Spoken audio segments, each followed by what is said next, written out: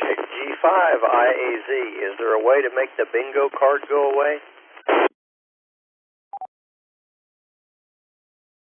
There is indeed, but we got to start up TriviaNet first, and it's 9 p.m. in Austin, Texas.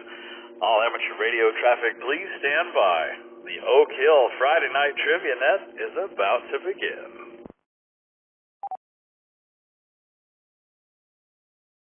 If there is any emergency or priority traffic, please come with your name and call sign now.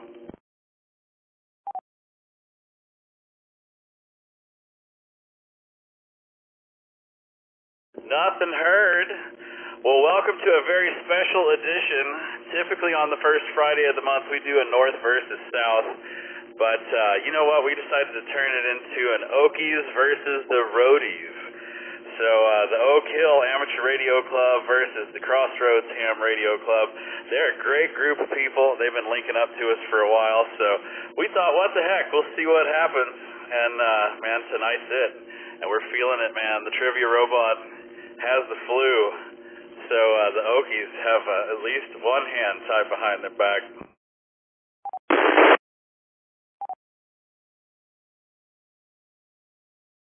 And if you're new and you don't know what exactly it is that you're listening to, it's the Friday Night TriviaNet brought to you by the Oak Hill Amateur Radio Club. Call sign N508. My name is Rusty, WZ5BBS. I'll be your net control for tonight. I'm transmitting from IQTH in Northwest Austin to the flagship 147-320 repeater. Tonight's TriviaNet will be a hybrid net using the N508K, KA5D, and W5LCR repeater systems, as well as an online trivia game. We currently have the bingo machine turned on, but we'll be shutting that down soon enough. To check into tonight's TriviaNet, all you'll need is a smartphone, a tablet, or any computer with a web browser. I'll give you a few seconds to run to your computer, grab your device before we tell you where to go.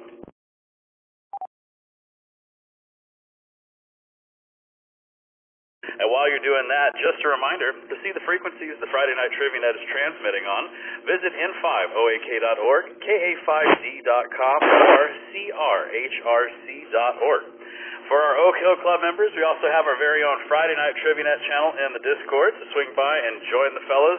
We usually have a little something going on the net, but Discord has still got broken app for my old Mac, so we're just going to have to stick with just text only.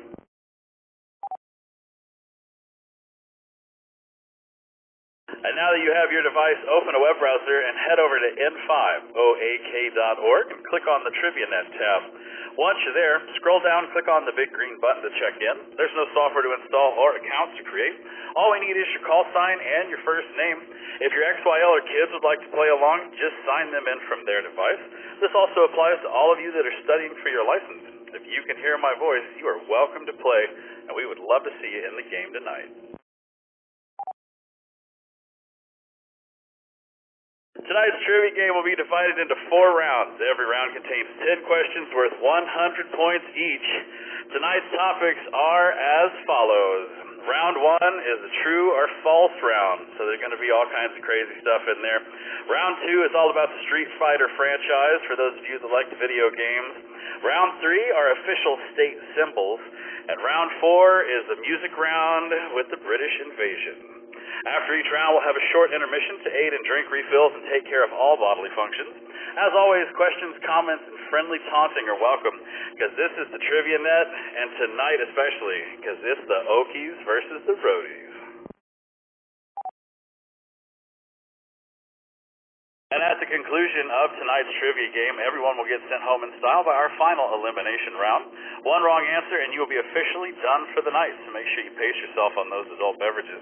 With all that said, I'm going to see if anyone has questions before we get tonight's TriviaNet underway. If you do, please come with your name and call sign now.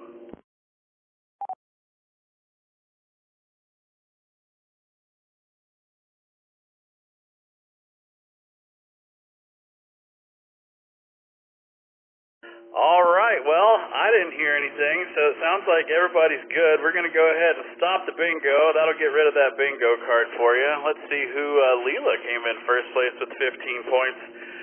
It's funny, this thing always resets right before I'm ready, and so instead of getting like some decent points up here, y'all have to come in first. So we're going to move y'all officially into the Friday Night TriviaNet so we can get started. This is where you're going to pick your teams. You're either for the Oak Hill Amateur Radio Club or you're for the Crossroads Ham Radio Club. So choose wisely. Let us know which team you're on. If you would, make your username look like those over there on the right. I would certainly appreciate it. Makes my life a whole lot easier after the game.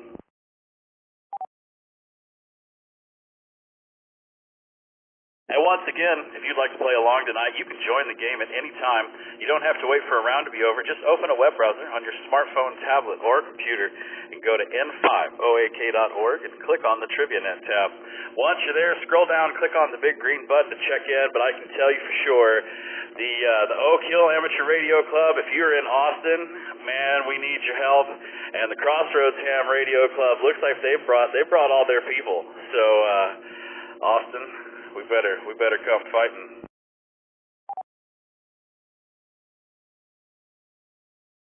And of course, every week we give away amazing door prizes for those of you that check in on time. Tonight's prize, guess what? It's a free membership to the Oak Hill Amateur Radio Club. Let's spin the big wheel and see who the winners will be tonight.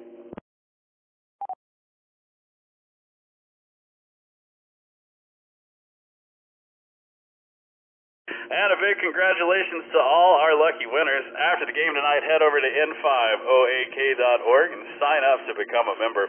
We have the welcome team standing by waiting to approve your complimentary membership as well as request to join the Discord community. And the Discord is always fun. It's where the things get said that you can't say on the radio. So if you like a little more PG-13 conversation, go head over to the Discord button and join us over there.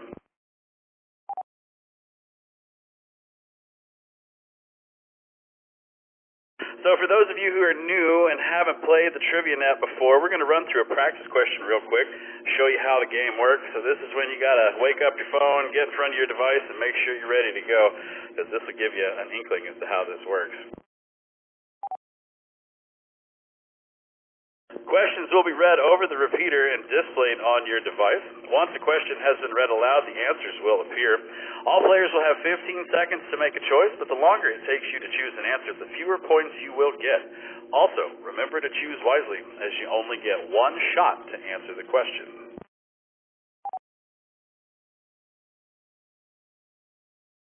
And once the timer runs out, the correct answer will be revealed, as well as what everyone else thought it was. For those of you that like to keep up with your score, it's that number located at the top left of your screen, and it will always be available during gameplay. Now that everyone understands how the game works, let's see who has checked into the net so far tonight.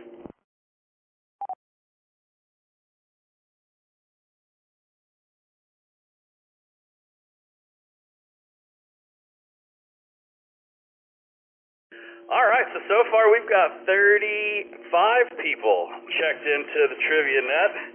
It's going to be a fun one, man. We got Ashley, KI5MVF. That usually means we got a Jeffrey around here somewhere. We got Ernesto, KI5PZN. He's playing for Oak Hill. Sammy, N5TXR, back from the Ghost, man. Good to have you back, Sammy. He's playing for Oak Hill. We got Robert, KB5PBM. He's over there on the Crossroads side. Anderson, oh my lord, we've got Anderson, KI5NLK.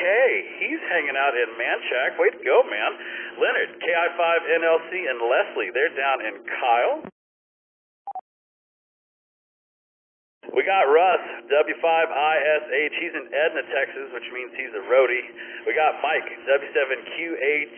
He's in Sugar Land. That makes him a roadie as well. We got Bjorn, KI5YAT. He's on the Oak Hill team. KI5WLF is joining us as well from Kyle. He's out in the Oak Hill as well. Aaron, AI5HP's down in Buda. We got Brian, N5TZV. Watch out, from Louise, Texas. Dave, KI5STT, is down in Buda. We have Deva from Louise, Texas. We got Steve, KG5LAA. He's down in Burnett. We have a Holly, W5LUL. She's in Buda. We got Scott, KI5OVD. Good to see you in here, man. He's down in Kyle.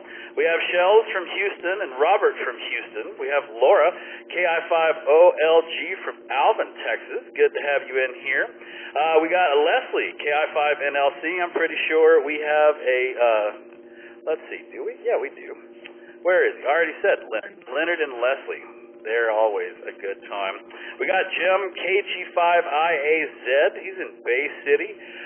Carby B is in Louise. We got Chad KC5AJE. Oh, way to go, man. He's hanging out with the family this weekend. Jason KB5MPJ's down in Buda. We got Philip AC5G over in East Austin. We've got Leela and Chad from Louise, Texas. We got a Chris W5CUY from Louise, Texas as well.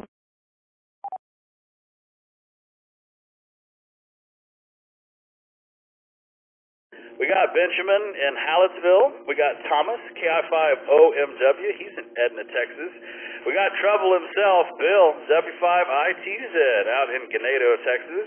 Joe, K5KUA is in Jamaica Beach, Texas. John and Diane, KE5RS, they're up in Leander. Trina and Doug, although it's just Trina that's playing, they're up in North Austin. And Sky, N5LX. That is quite a bunch of people, and welcome to tonight's Friday Night Trivia Net, y'all.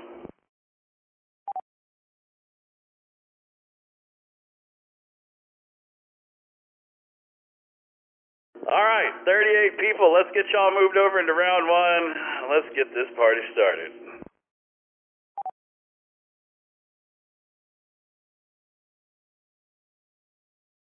So tonight's round one, it's a true or false kind of a thing.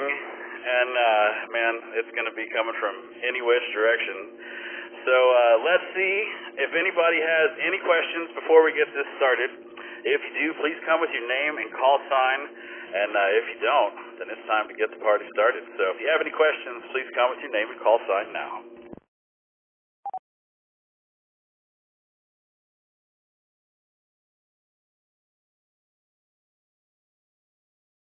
Oh, everybody's just ready to get started. All right, well, here we go.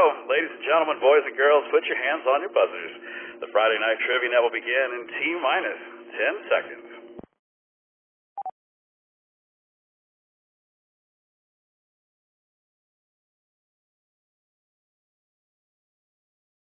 So here we go. True or false? William Shakespeare coined the use of the word chicken to refer to a cowardly person.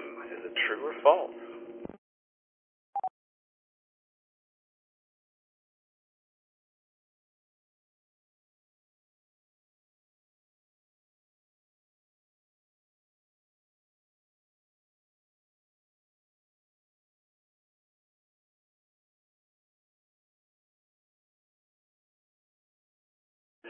Well, 51% of you say it's true, 49% say it's false. That's pretty close as you can get there. Let's see who's right. It is true. According to the Oxford Dictionary, the first recorded use of chicken as a synonym for coward comes from Shakespeare's Cymbeline, produced in 1611. 1611, you've been a chicken for that long. Question number 2. All Major League Baseball shortstops field right-handed. Oh, this is a good one for those Astro fans.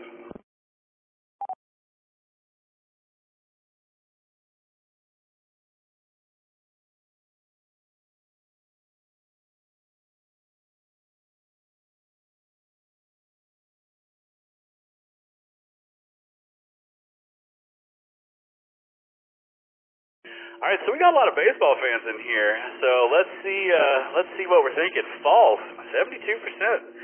28% say it's true. So all Major League Baseball shortstops field right-handed. The correct answer is true. Because of the angle involved in fielding and throwing to first base, it's imperative for shortstops and second basemen and third basemen to field right-handed. Man, let's see how y'all do with question number 3. On the TV show Mr. Ed, the voice of the talking horse was provided by Looney Tunes legend Mel Blanc.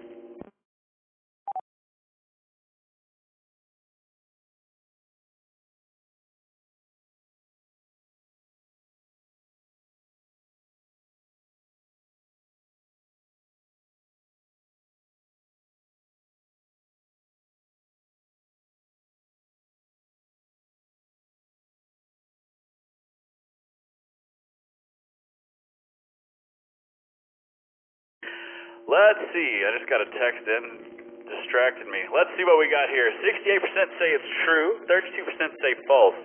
let's see, was Mel Blanc the voice of Mr. Ed? He was not. Though Mel Blanc was known as the man of 1,000 voices, Mr. Ed was not one of them. The equine star and the show was voiced by Alan Rocky Lane, a veteran of many movie westerns, 1930s and 40s. Question number 4. The shortest song to ever chart on the Billboard Hot 100 was less than 45 seconds long. Is that true or false?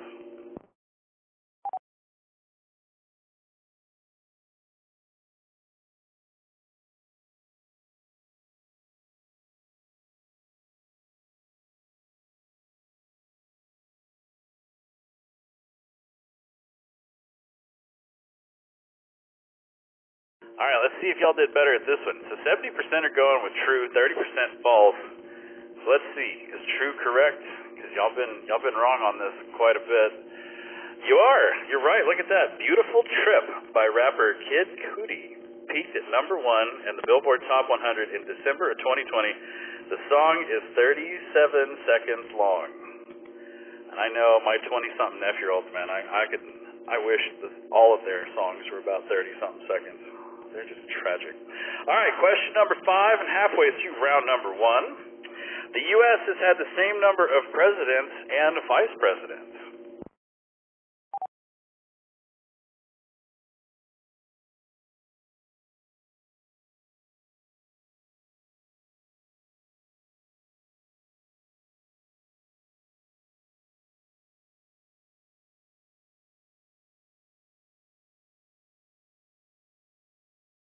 So we had 1 vote for true and 34 for false.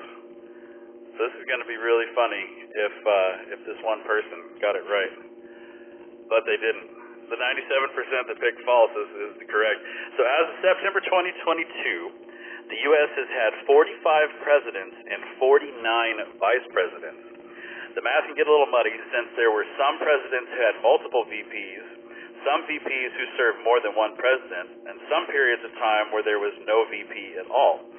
And, of course, there was Grover Cleveland, who, due to his non-consecutive terms, was counted as 2 separate presidents. So that's as much as the math as they give me. And if you want to figure out all the numbers, you're going to have to go dig that out yourself.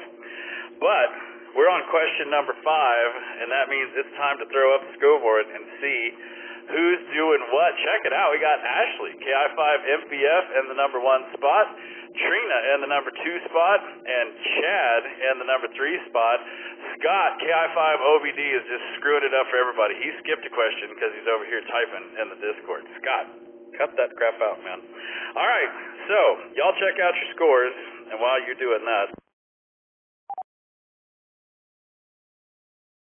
we're going to remind everybody out there, you're listening to the Friday Night Trivia Net, brought to you by the Oak Hill Amateur Radio Club. Call sign N50AK. My name is Rusty, WZ5VBS, and I'm your net control for tonight.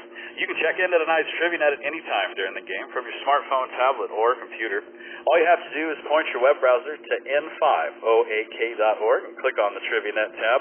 Once you're there, scroll down and click on the big green button to check in. There's no software to install or accounts to create. All we need is your call sign and your first name. It's the Battle of the Clubs. So the Crossroads guys can hand a couple more people, and so can the Oak Hill team. So we need you. It's the first Friday of the month, and we got to beat up on somebody. So come on, Oak Hill people. Let's see if we can't put these Crossroad people in their spot. This question is going to help. It's question number 6. For those of you who have never played, you get to put all your points to good use. So y'all place your bets.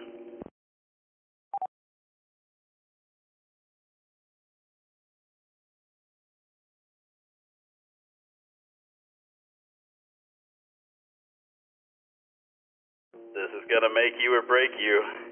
Let's see how you do. In Equatorial Guinea, it is illegal to name your child Monica.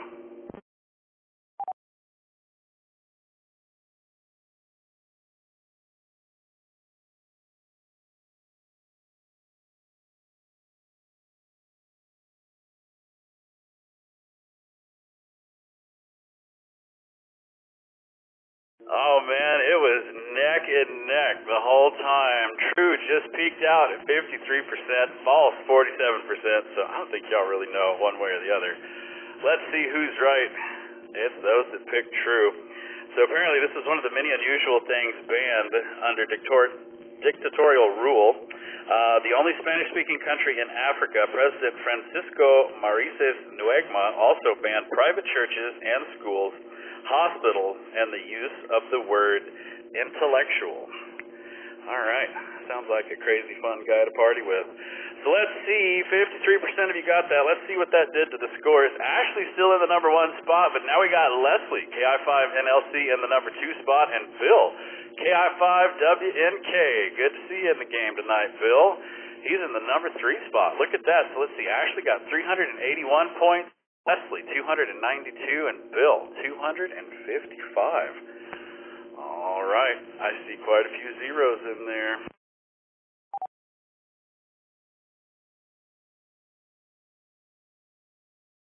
We got 4 more questions. Let's see how y'all do and finish out round number 1. Marshall, Texas is home to an annual festival dedicated to fire ants.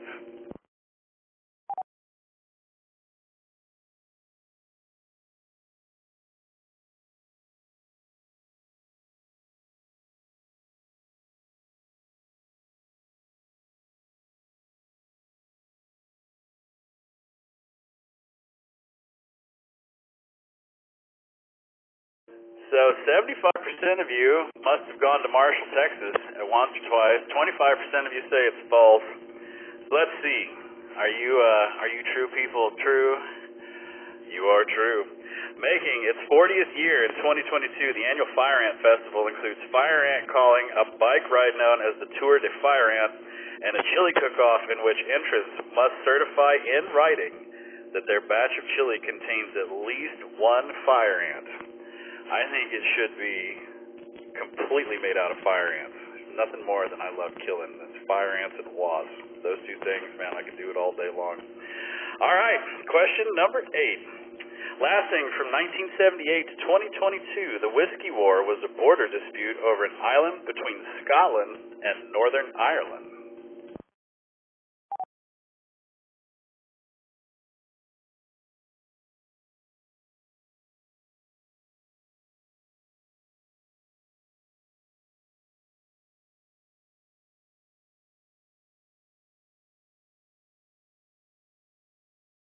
Well, it's straight up 50-50 on this one, so let's see what 50% does it work. It's the false. The Whiskey War was a pseudo-confrontation over Hans Island, located in the middle of Kennedy Channel between Canada and Greenland. When a border treaty was signed between Canada and Denmark, which holds dominion over Greenland, the 2 nations could not come to terms over Hans Island. Over the next several decades, representatives from each country would periodically travel to the island, plant their nation's flag, and leave a bottle of alcohol. All right, that's straight up 50-50. Question number 9. English has more words than any other language. True or false?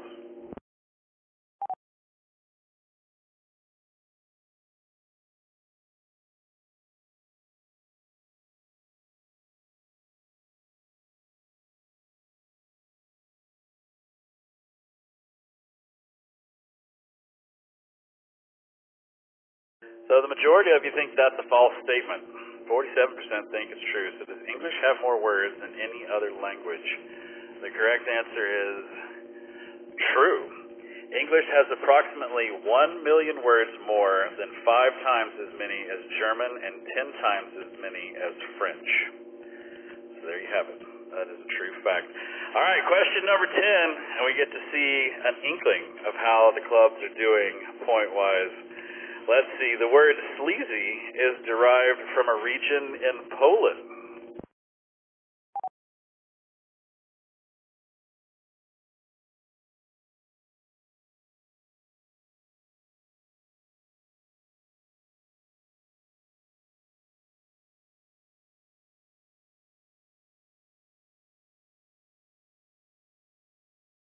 Well, let's see what you think. Y'all think that's true, and it's a good thing because it's right.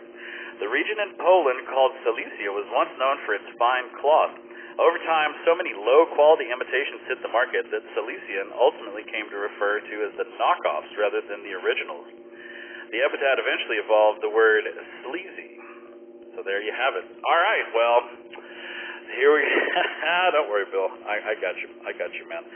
Let's add up the points and see who did what. The official ending in round number 1. We got Ashley in the number 1 spot, Scott in the number 2 spot, and Leonard in the number 3 spot. So let's go chat with Ashley, Got 5 MVF. She got 7 out of 10. Which one's got you?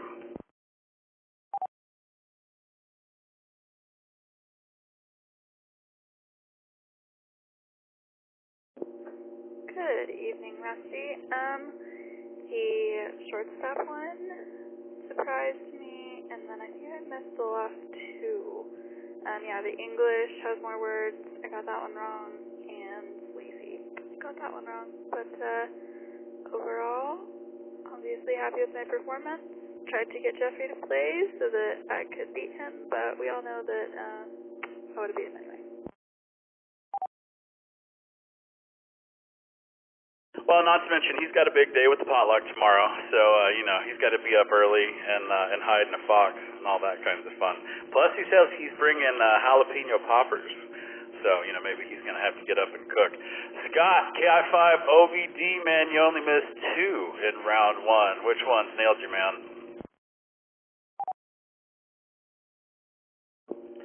Hey, Rusty. It's mighty lonely here in the video channel.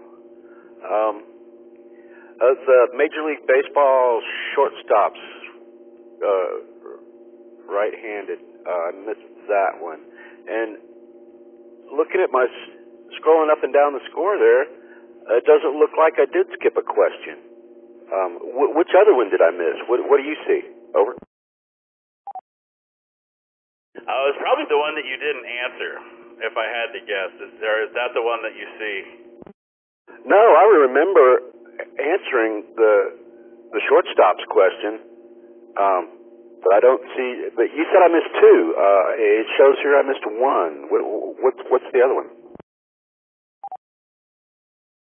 Well, that is very interesting. Let me look at my rankings here. Yeah, mine says you got 8 out of 10 right. I will have to go and look at that. Well, maybe we can we do this? Hold tight and we can get this. I'll come back to you, Leonard. KI5NLC, he's got 7 out of 10, unless my game is lying to me there. Leonard, which one's got you? Yeah, no, I think mine is looking right here. I missed the English question, the Looney Tunes question, and then the Major League shortstops. I even tried throwing it to first base with my left hand and still got it wrong. But yes, was able to snake the 3rd spot from Leslie and drop her back down. So yeah, that was a good round. KI5 NLC.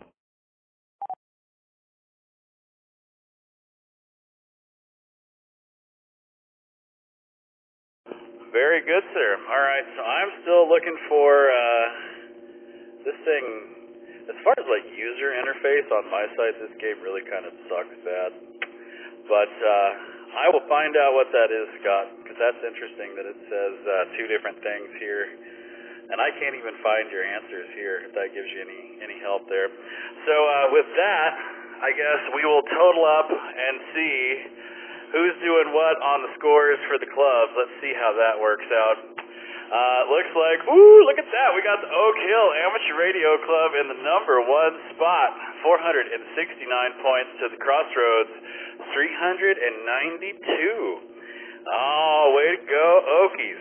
All right, and that's 39 players. So if you're out there and you're listed and you're thinking about maybe 45 people is the biggest amount of people we've ever had in the game. So we need to surpass that. So get in here and play with us. And both clubs could definitely use your help. And with that, we're going to take a quick intermission so everybody can take care of business. During the intermission, you'll see questions on your screen to pass the time. Voting is optional but always appreciated. Just a reminder, you can check into tonight's TriviaNet at any time during the game from your smartphone, tablet, or computer. All you have to do is point your web browser to n5oak.org and click on the TriviaNet tab. Once you're there, scroll down, click on the big green button to check in. There's no software to install or accounts to create. All we need is your name and your call sign. We're going to get everybody moved over into our first intermission and fire it up. That'll give you 4 minutes to get you a drink and do your thing. We'll see you back here for round number 2. Rusty, I had a question in 5TXR. Yes, sir. I want to read that question again about the shortstops, but it went away right as I looked at it again. But does the question say that they field right-handed? I believe it does. It's true that they want all infielders to throw right-handed. Well, that would mean they were fielding with their left hand.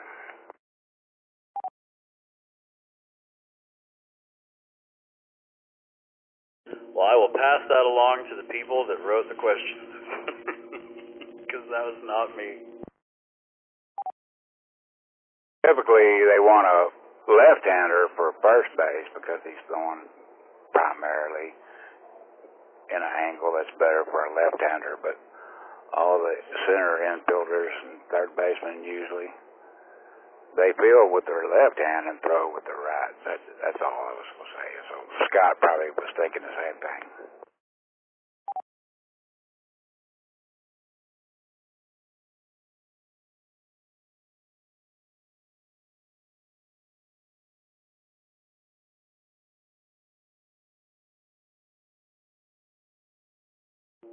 TS5MDS, WZ5DPS.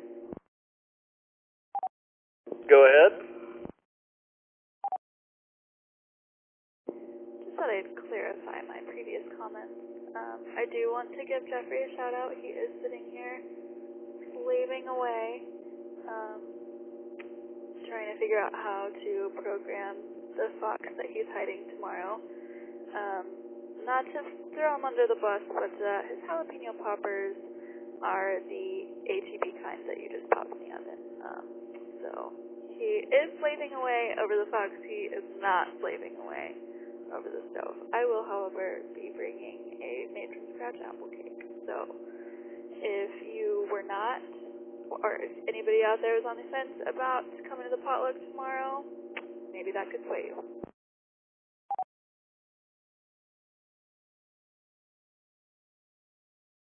Yeah, I think we have like 36 people signed up for the potluck tomorrow, so it's going to be a fun time. I'm definitely looking forward to it. And if this is the first time you've heard about it, we're going to go out to McKinney Falls State Park. I will be out there about 11:30 tomorrow morning. All the information is on the website, n5oak.org. We've got 4 foxes. We got a Parks on the Air station. We're making fried chicken and bringing the drinks, and everybody's bringing a side. So if you want to come hang out with us, you're more than welcome. Just go up to the website and RSVP. But I'm looking forward to some apple cakes, that's for sure.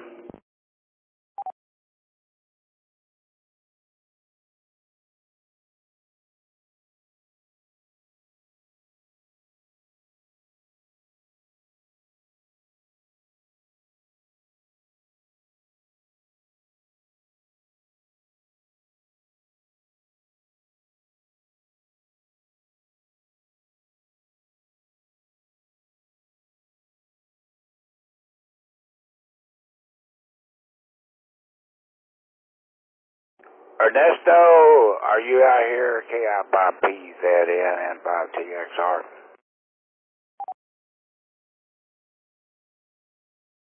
KI5PZN. What's going on, man? Did I hear right that y'all have 4 foxes at the shindig? Foxes, yes, sir. 4 foxes are going to be around the McKinney Falls State Park. Well, I was going to ask, are they all on the same frequency? They are indeed. No, I'm assuming they are going to be, but Jeffrey's using mine, so I don't know if he got in touch. I'm sure he got in touch with Paul, and I know Philip is going to put 1, 2, and Sky. So I don't know if they're putting all on the same frequency or if they're doing something different this time. No idea, man. I can tell you all about it. I figured you were taking a break. That's why I knew Ernesto would probably be listening. I just wondered, so are you going to like give out a first prize for the one that finds all the four of them the fastest? Yeah, man, they're going to get free fried chicken. That's how that works. So yeah, we had a conversation with all the fox hunters, and they will all be on 146.565, which is the official fox hunt frequency. And then we have it set to where they will be transmitting for 15 seconds, and that's tone and call sign. So with 4, we're going to do that. That way they will not be stepping on each other. And they all have N5OAK as the call sign. And I think they all have different tunes. But yeah, we actually had communications and a conference and the whole bit to get this thing right, since it was our first four fox hunts in one park.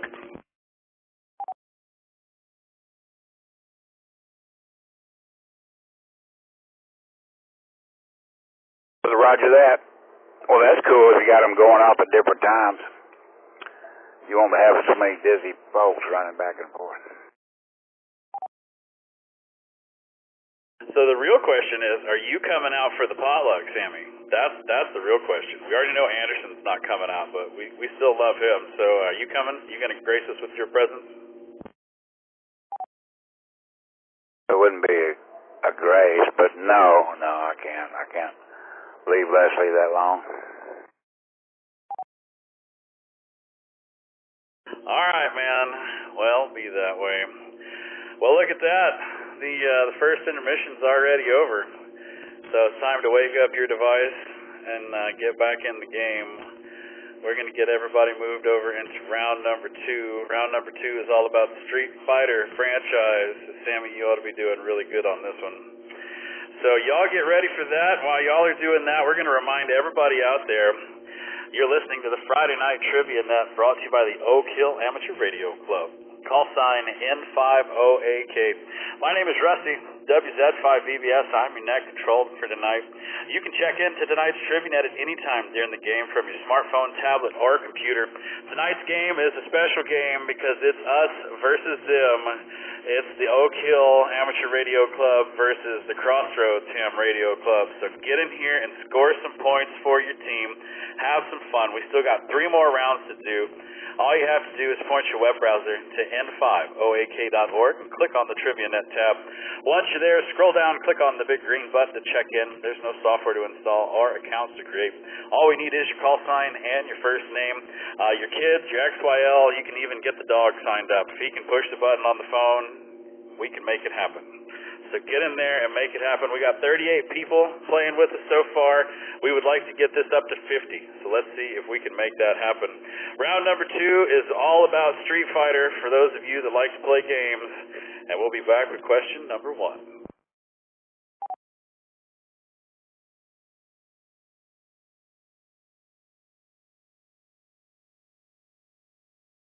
All right, here we go. Question number 1. What gaming company makes the Street Fighter series first released in 1987?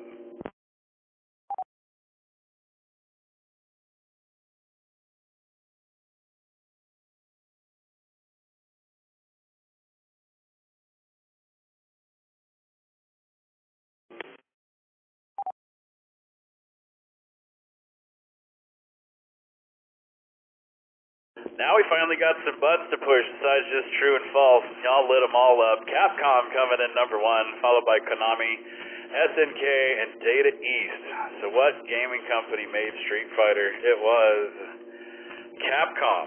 Capcom's original Street Fighter.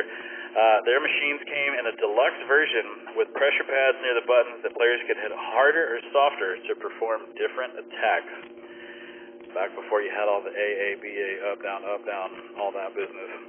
Question number 2. Which of these scrappy combatants was not in the first Street Fighter game?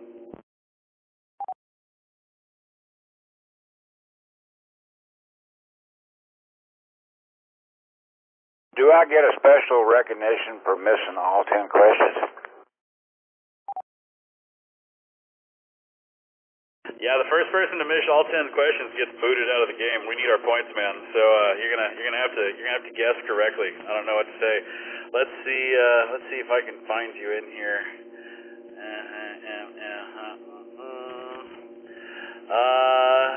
You didn't get this one right, Sammy. So we might have to kick you out. Let's see what everybody thinks. Honda coming in at number 1, and Sagat coming in number 2. Ken, I love the Kens in there, and Ryu. So let's see, which of these is not in the first Street Fighter game? It was Honda. He didn't make his debut until Street Fighter 2 in 1991. All right, question number 3. What Marvel Comics super team first crossed over to fight the Street Fighter characters in 1996 arcade game?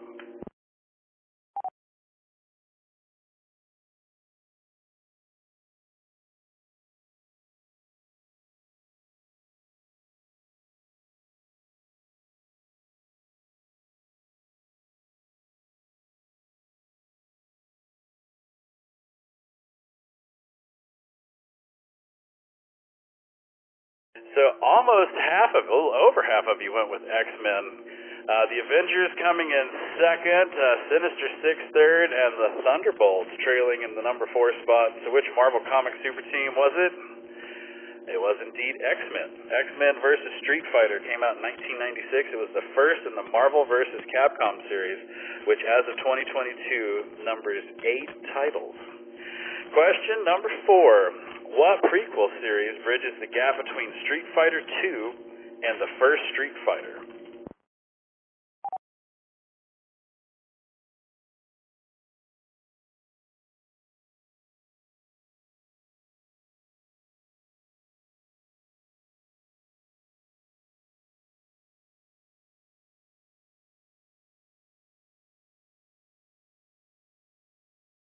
Pretty even across the board here. We got a tie for first and second, Rising and Zeta. Gaiden coming third, Alpha number 4. Let's see. One of these has to be right. Alpha. There you go. 8 people knew it was Alpha. Street Fighter Alpha, released in 1995 in arcades, incorporated a new anime-style design and a new combo system previously unseen in the series. And just like that, we're at question number 5. Everybody, well, they're not bitching as much as they were about Bob's Burgers, but they're still, the complaint department sign has been removed. Question number 5, what was the first iteration of Street Fighter 3 subtitled?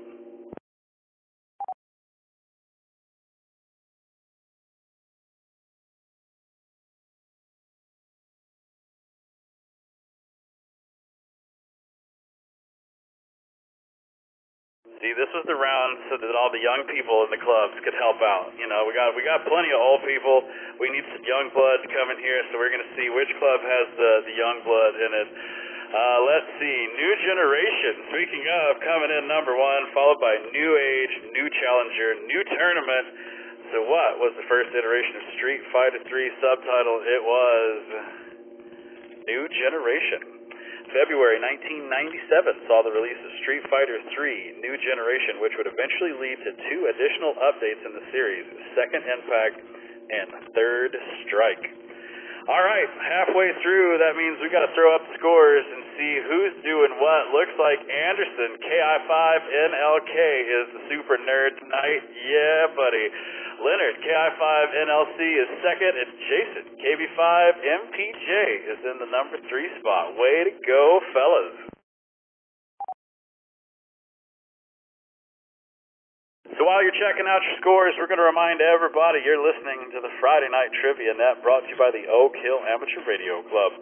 Call sign N50AK. My name is Rusty, WZ5VBS. I'm your net control for tonight.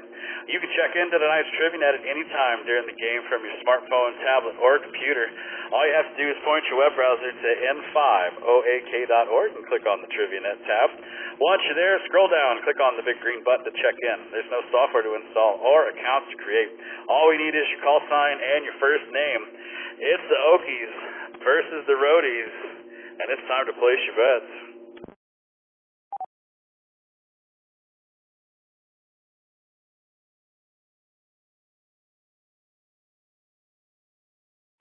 It appears our crossroad guys have gotten distracted. Nobody's answering questions.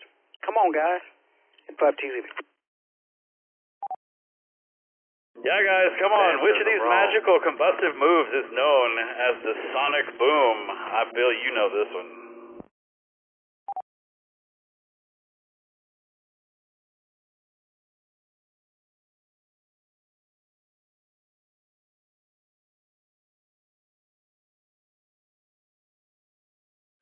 Brian, we're all answering. We're just not getting them right.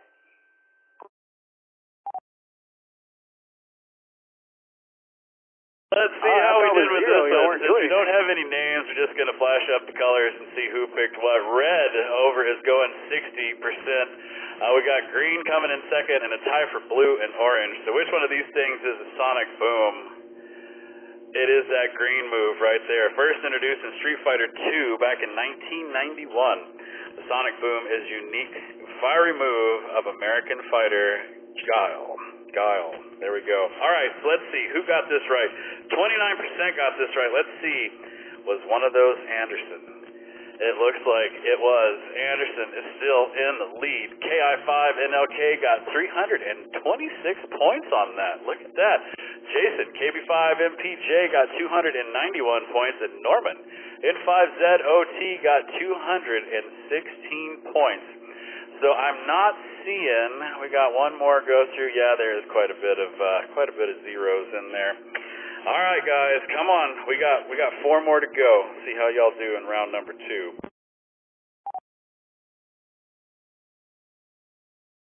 Question number 7. What corporation headed by the physically modified Seth runs the tournament in Street Fighter 4?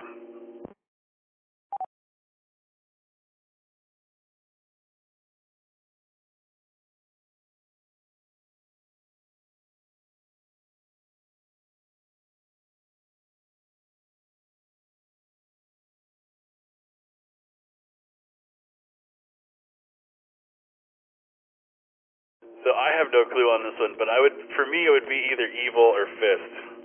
And the funny part is that that's exactly where y'all were. Fist coming in number 1, Evil second, Sin number 3, and Break number 4. So let's see what is the name of this corporation? It is Sin. Sin is short for Chandaloo Intimidation Network. Runs the tournament in Street Fighter 4 to study the fighters and use the data to create an immensely powerful weapon. See, we've got some backstory. All right, question 8. From what ancient civilization does Street Fighter 5 character Necalli originate?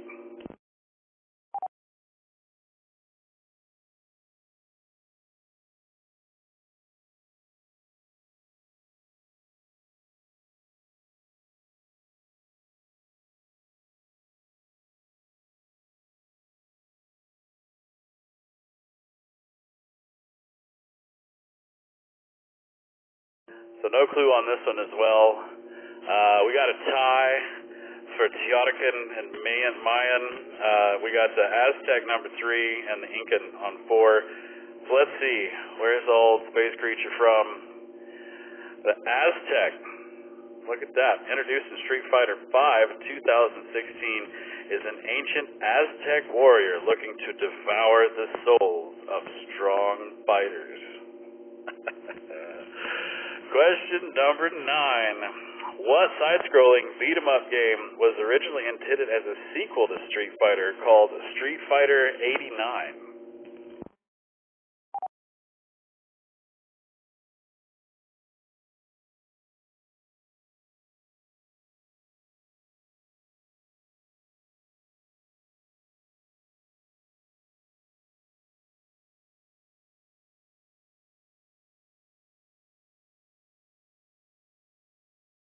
Oh man, I played a lot of Double Dragon, and that is the number one answer.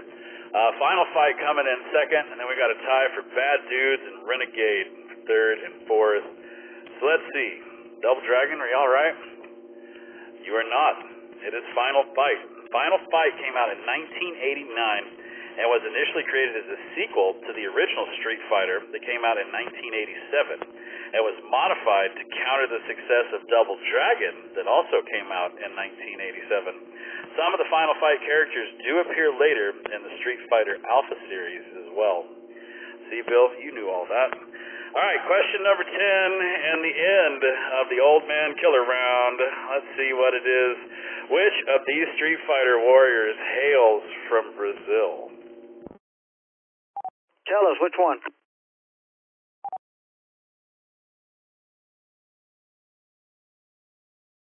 It starts with a V, as in Victor.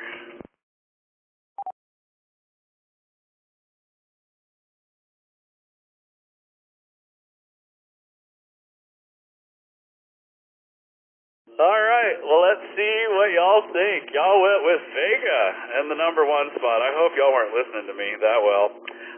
Blanca coming in second, Cammy third, and M. Bison number four. So which of these Street Fighter warriors hails from Brazil? It is Blanca. 30% got that right. The electrified monster Blanca comes from a village in Brazil, South America. All right, so that's it.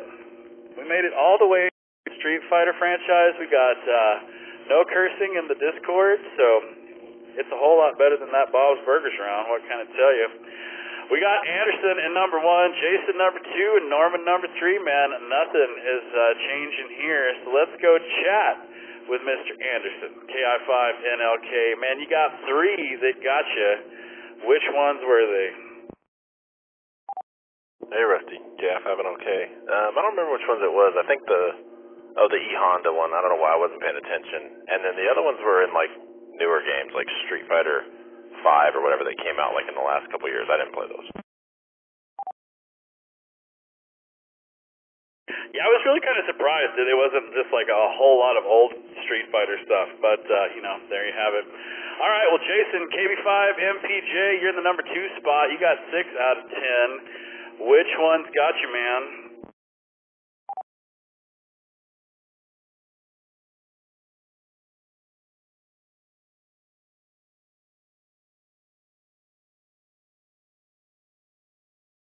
Jason might be fixing the new drink. Let's go talk to Norman. N5ZOT. Norman, are you a Street Fighter fan?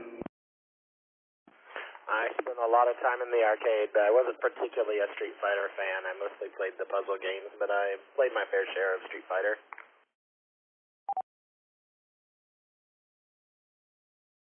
All right, well, that's fair. We got Chad in the number 4 spot. Way to go, man. All right, so let's add up the scores and see how we're doing for tonight's Friday Night Trivia Net. Who's in the lead? We got Litters. KI5NLC is in the lead with 1,172 points.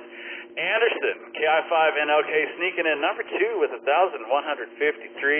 And Ashley, KI5MVF, is in the number 3 spot with 1,122 points. Now that we know the totals of all the scores, let's see between the clubs who's doing what. We've got that beloved third point, man. I don't know it every time, but we got Oak Hill in the number 1 spot with 733 points. We got the Crossroads in number 2 with 562 points. Oh my goodness. All right. Well, there you have it. It's something to think about while you're making your next drink. We'll put the scores back up so y'all can see that.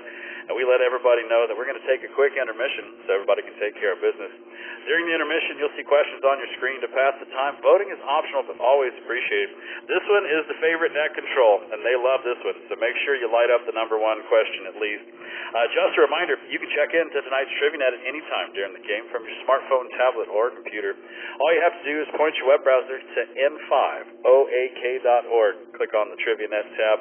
Once you're there, scroll down and click on the big green button to check in. There's no software to install or accounts to create.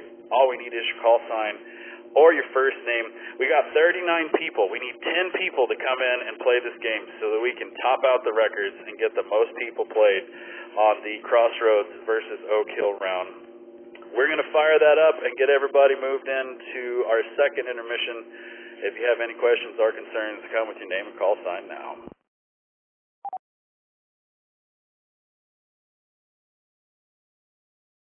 Hey, Rusty, I have a request, W5CUY. Yes, sir, Chris, what do you have?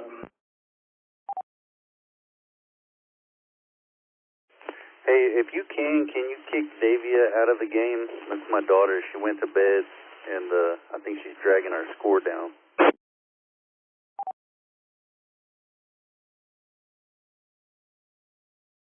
No, sir. We gotta keep all those scores all the way there, man, till the end of the game.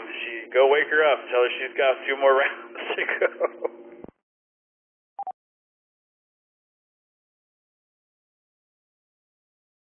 Don't she know not to start something if you can't finish it? She's like her dad. You ought to see my workbench. I'm in the same boat. I have seen it. That's what she said. It's a train wreck.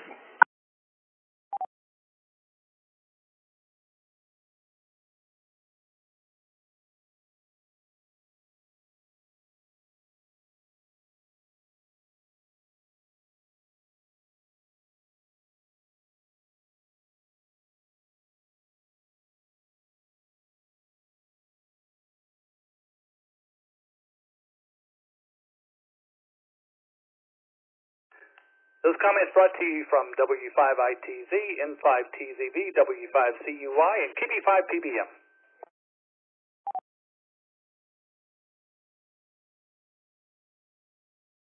Go Crossroads, W5CUY.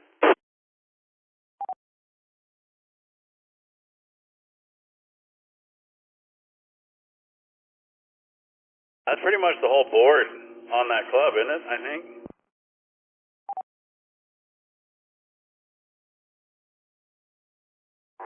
That would be a super majority. Almost, Rusty, almost.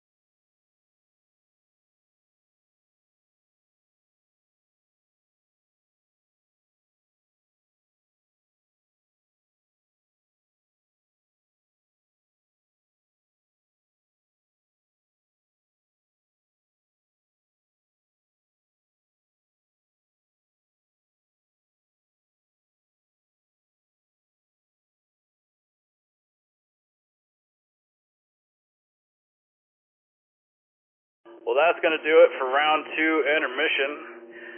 Sammy, since I know you're out there, you won the Who's the Favorite Thursday Night Net Controller. So, sounds like everybody wants you to do some more Thursday Night Nets in there. Ernesto came in second, followed by Mireya, Jeffrey, Garrett, and Aaron. All right. These are always fun. I love posting this over in the Net Control channel. Whoever wins is always just like, yes, I rule. So, Sammy, that's you, man, yet again. Let's get everybody moved over into round number 3. Round number 3 is official state symbols. For all of you history nerds, or, any kind of U.S. state nerd, if you're out there, this one will come in handy. But before we get started, we got to remind all of our listeners, this is the Friday Night Trivia Net. It's brought to you by the Oak Hill Amateur Radio Club. Call sign N50AK. My name is Rusty, WZ5BBS. I'm your net control for tonight. You can check into tonight's Trivia Net at any time during the game from your smartphone, tablet, or computer. All you have to do is point your web browser to N50AK.org and click on the Trivia Net tab. Once you're there, scroll down and click on the big green button to check in. There's no software to install or accounts to create. All we need is your call sign and your first name.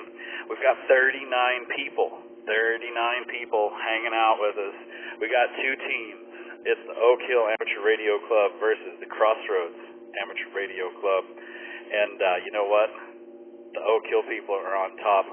But we still have 2 more rounds, so anything can change. So if you're out there and you're not tired and you want to give your team some points, get in here and make it happen.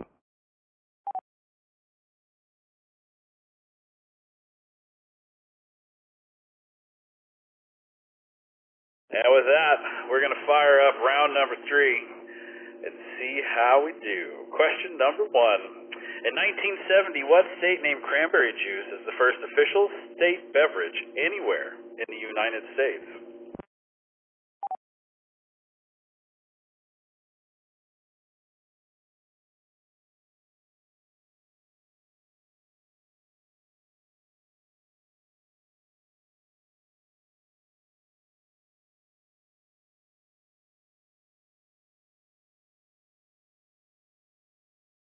I don't know why, but that cartoon reminds me of Bobby Hill.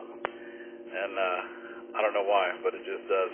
All right, let's see what y'all think. Connecticut coming in number 1, followed by Massachusetts, Oregon, and Wisconsin.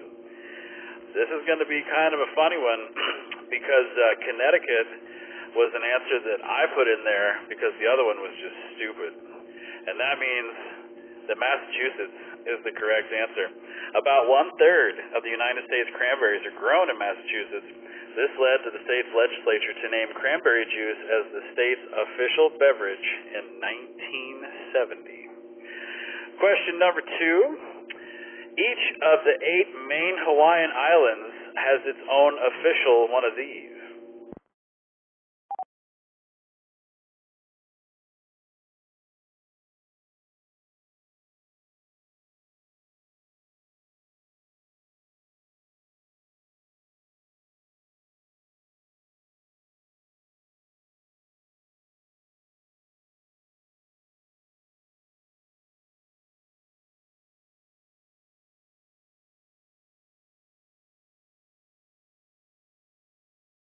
Yeah, it's the ding-ding all over again. Exactly, Aaron. All right, so let's see. Number 1 answer is bird, followed by seashell, color, and food. So each of the main Hawaiian islands has its own official color. Check that out. Only 2 people got this, and I'm trying to see. Shell's got it correct. She doesn't have, and Trina, look at that. Only 2 people that knew that. Each of Hawaii's islands has its own official color. They are Hawaii, which is red, Maui, which is pink, Oahu is golden yellow, Kauai is purple, Molokai is green, Lanai is orange, and Niihau is white, and Kahului is gray. Take that. Each island also has its own official flower for making leis. So it's a good thing we didn't put the flower on there. 2 people, man, and I think 1 on each. Let's see what question number 3 is.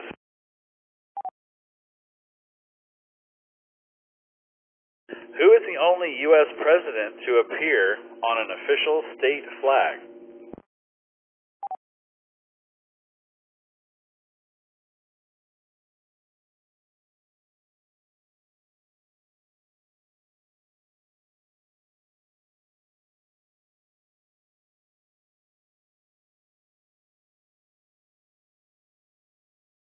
Almost half of you went with George Washington.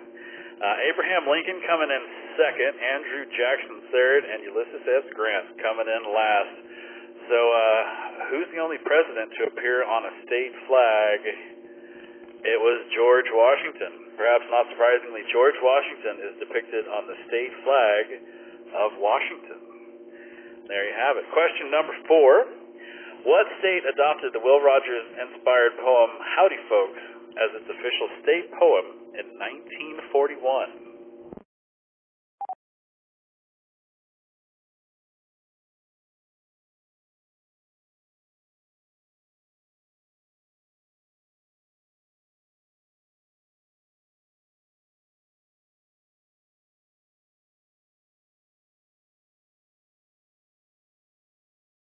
Well, the overwhelming majority of you went with Oklahoma, followed by Arkansas, Illinois, and California. So let's see. Is Oklahoma right? It is indeed. There's a lot to say in all of this, so we're just going to say congratulations to those of y'all that picked Oklahoma. Question number 5, and halfway through round number 3. Let's see how this one goes. What southern U.S. state beat Alabama to the punch by naming grits as its official state-prepared food in 2002?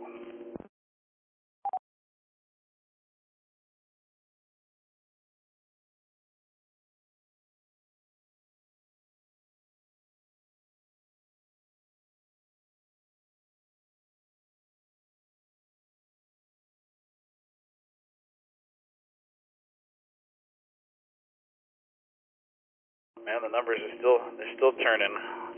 Let's see, Mississippi taking the number 1 spot. We got Georgia and South Carolina tied for second and third. Louisiana coming in 4. So let's see which one it is. It's Georgia. Though grits are popular specifically throughout the South, Georgia took its fondness to them to the next level when it designated grits as its official state-prepared food.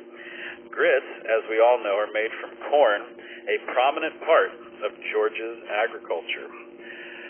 So let's see who knows official state symbols the best. It's going to be Mike, W7QAG. Check it out. He's in the number 1 spot. Sky, N5LX coming in second. And Sammy, N5TXR in the number 3 spot. Way to go. Well, while y'all are checking that out, we're going to remind everybody out there, we got 41 players. We need 9 more players to break the record. And you're listening to the Friday Night Trivia Net, brought to you by the Oak Hill Amateur Radio Club. Call sign N50AK. My name is Rusty, WZ5BBS, and I'm your net control for tonight. You can check into tonight's Trivia Net at any time during the game from your smartphone, tablet, or computer.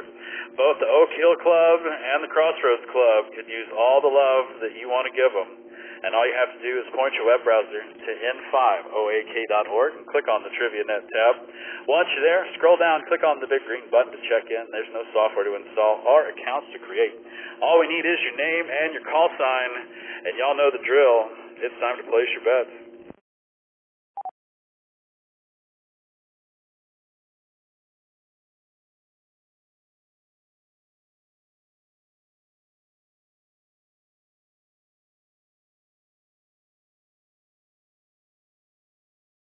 All right, which of these is not one of the honored flavors by the 3 states with official state muffins? Who knew states had official muffins?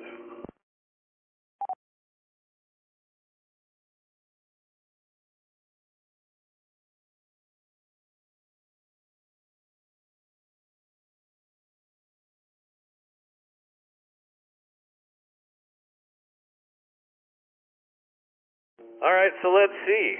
With the muffin name states, what are y'all thinking? Chocolate chip coming in first place, followed by corn, apple, and blueberry. All right, so which of these is not one of the honored flavors by the 3 states with official state muffins? Oh, let's see.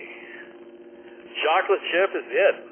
In 1986, Massachusetts designated the corn muffin as its official state muffin. The following year, New York tabbed the apple muffin, and 1 year later, Minnesota gave the honor to the blueberry muffin. So it looks like Massachusetts had an original thought, and New York and Minnesota followed because they couldn't stand it. So thus far, no state has claimed the chocolate chip muffin as its own. I think California should have that, or maybe it would be the granola bar. Who knows? All right, so let's see. 57% of you got that. Let's do this and see. Mike, W7QAG, still in the number 1 spot. Holly, W5LUL, welcome to the number 2 spot. And Trina snuck up to the number 3 spot. Check it out. 325 points was the biggest gain out of that question.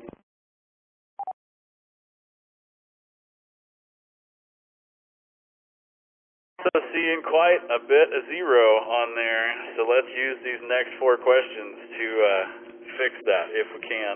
Question number 7. What beverage did Edwin and Kitty Perkins invent in Hastings, Nebraska in 1927, now designated as the state's official soft drink?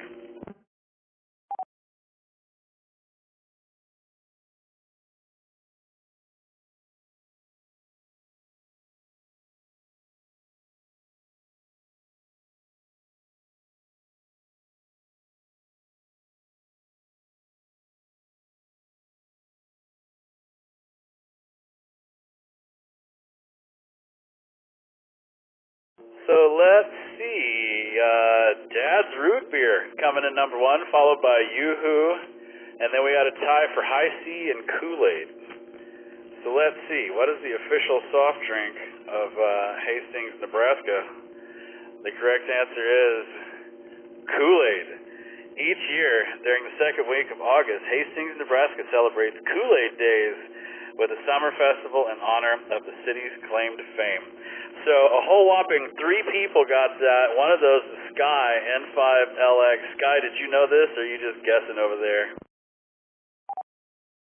N5LX, just guessing. So Sky's on Oak Hill, and he's guessing. He got 73 points for that one. The other person that knew this was Joe, K5KUA. He's over on the Crossroads Club. He got 65 points for this. How about you, Joe? Did you know this one for a fact, or you just guessing? Almost a guess. I know it wasn't this year, and I know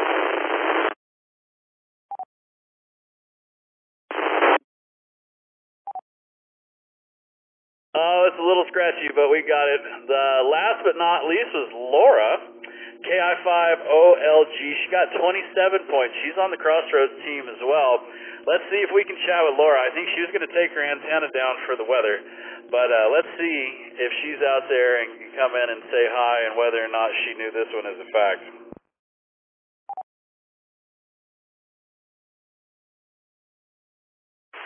Got outvoted by the boss about putting down the antenna, and it was just a wild guess. Laura's KI5OLG.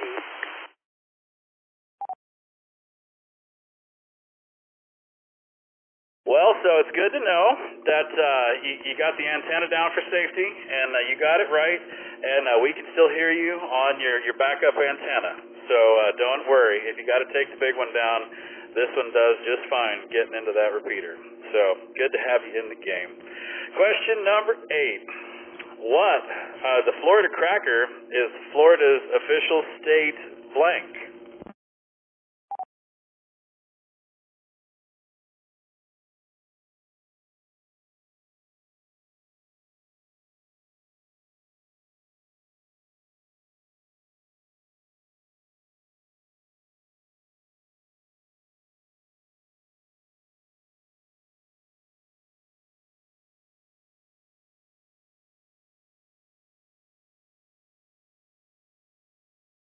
Oh, y'all are going to love this one. So let's see. Firework is the number 1 answer, followed by snack food, dance, and the horse.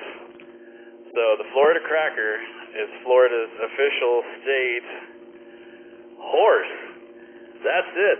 Also known as Chickasaw or Seminole Pony, the Florida Cracker Horse was first brought to what is now Florida in the 1500s. It is a gaited breed known for its agility and speed. And yet again, the only person that got this right was Sky, N5LX. Sky, man, are you just pushing the right buttons over there, man? N5LX. Well, both of my grandparents lived in Florida. It's one of those useless bits of information you pick up like, I don't know, what do they call it? Well, unconsciously or something like that. Right on, man. Well, for those of you out there that picked fireworks, y'all got tricked. I put that in there because it just sounded like it kind of went hand in hand. I forget what the answer was, but it was ridiculous. So I figured, firecracker would get you, and apparently it did. All right, we got the Crossroads people, man. They're throwing words left and right in the Discord. I don't know that they're too happy coming in second place here, but we got 2 more questions. Let's see how we do in round number 3. What Western U.S. state designated pickleball as its official state sport in March 2022?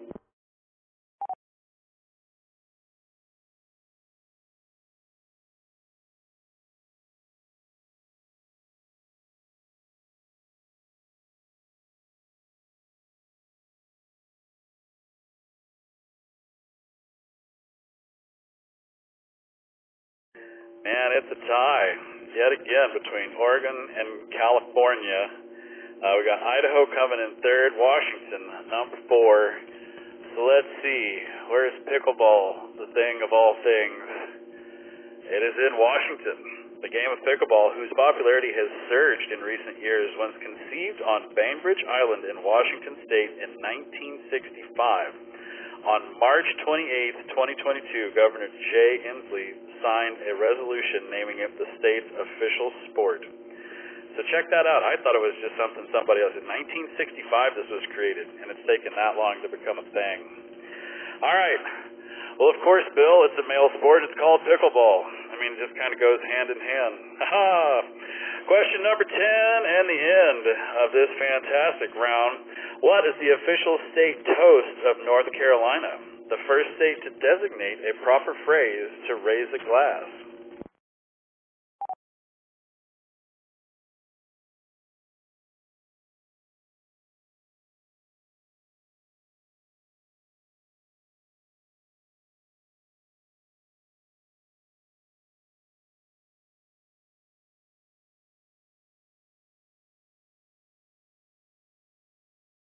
All right, so I'm going to have to go with Chris, W5CUI. This was a stupid question.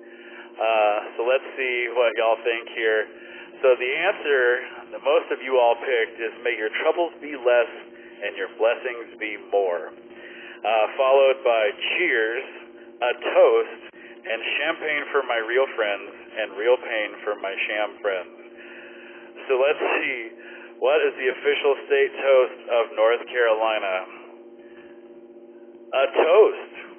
It's been on the books since 1957, and North Carolina's official state toast is simply a toast.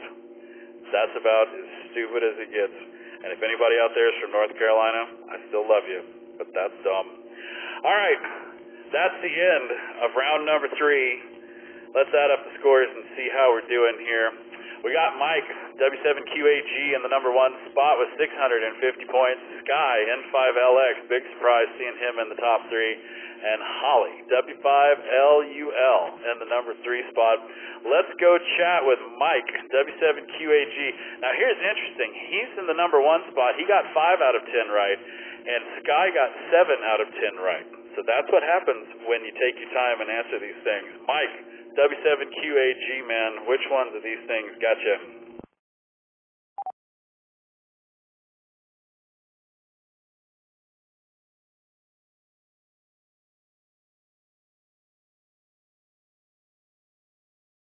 All right, Mike might be receive only tonight, which is no problems. Congratulations, Mike, on first place. Sky, N5LX, dude, you got 7 out of 10. Which one's nailed you, man? N5LX here. Hey, man, looks to me like a toast. Did you design that to like trick people who were just guessing? Because that one really got me. And I was kind of disappointed about Hawaii. I thought for sure it would have been a flower, but that wasn't one of the choices. And I missed the president on the official state flag. I grew up in Illinois, and I thought for sure it would be Lincoln because the state motto was Land of Lincoln.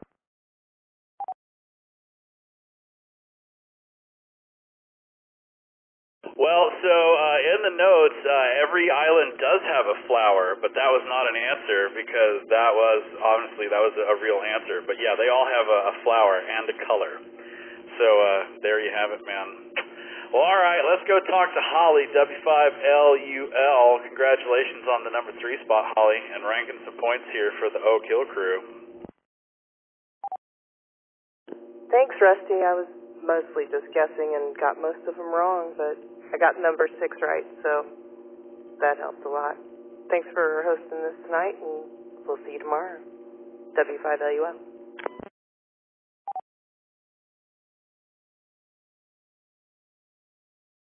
You betcha. And yeah, I can't wait. You and David will be out there. We got a bunch of people coming, so it's going to be fun. So we got 43 people. Let's see. We got Les in Midland, Texas, and he is on the Oak Hill team, looks like. He just joined. We also have, check it out. We've got Joe Biden, all the way from HaHa. He's with the Oak Hill group as well. We have Blart from Pflugerville. Blart is on the Crossroads team. And Brian, KI5UZY, out in Gadeta, Texas, he's with the Crossroads. So it's looking like we picked up an equal amount of Oak Hill and Crossroads. And it says Les is in Crossroads. All right, well, let me change that real quick.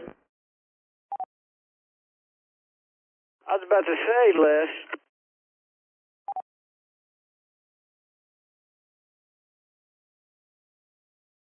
All right, so we got Les in the game correct as Crossroads. We still have, just so y'all know, we still have Joe Biden on our team. I don't know if that's a good thing or a bad thing, but we're about to find out. Let's add up the points and see how we're doing so far. We got Mike, W7QAG, in the number 1 spot. We got Ashley, KI5MBF. I knew you were going to say that, Phil. And Anderson, KI5NLK, in the number 3 spot. So let's see, even with Joe Biden on our team, how are we doing? Oh, we're still kicking butt. Look at that. We got the Oak Hill Amateur Radio Club on the number 1 spot, 868 points. We got the Crossroads people, number 2 with 705. And a third team that always pops up. It's just like this game hates me. All right, we got 44 people hanging out with us, including the president of the free world. So, I mean, you can't get any cooler than that. And it is time yet again for another intermission. So, we're going to make that happen. During the intermission, you'll see questions on your screen to pass the time. Voting is optional, but always appreciated. Just a reminder, just like Joe Biden, you can check into tonight's TriviaNet at any time during the game from your smartphone, tablet, or computer. All you have to do is point your web browser to n5oak.org and click on the TriviaNet tab. Once you're there, scroll down, click on the big green button to check in. There's no software to install or accounts to create. All we need is your call sign and your first name. Looks like the moderators are going to be on full board now at the Discord. It's going to get all political. Fun times. All right, we're going to fire up the intermission. Y'all go get a drink and take a pee, and we'll see you back here for round number 4.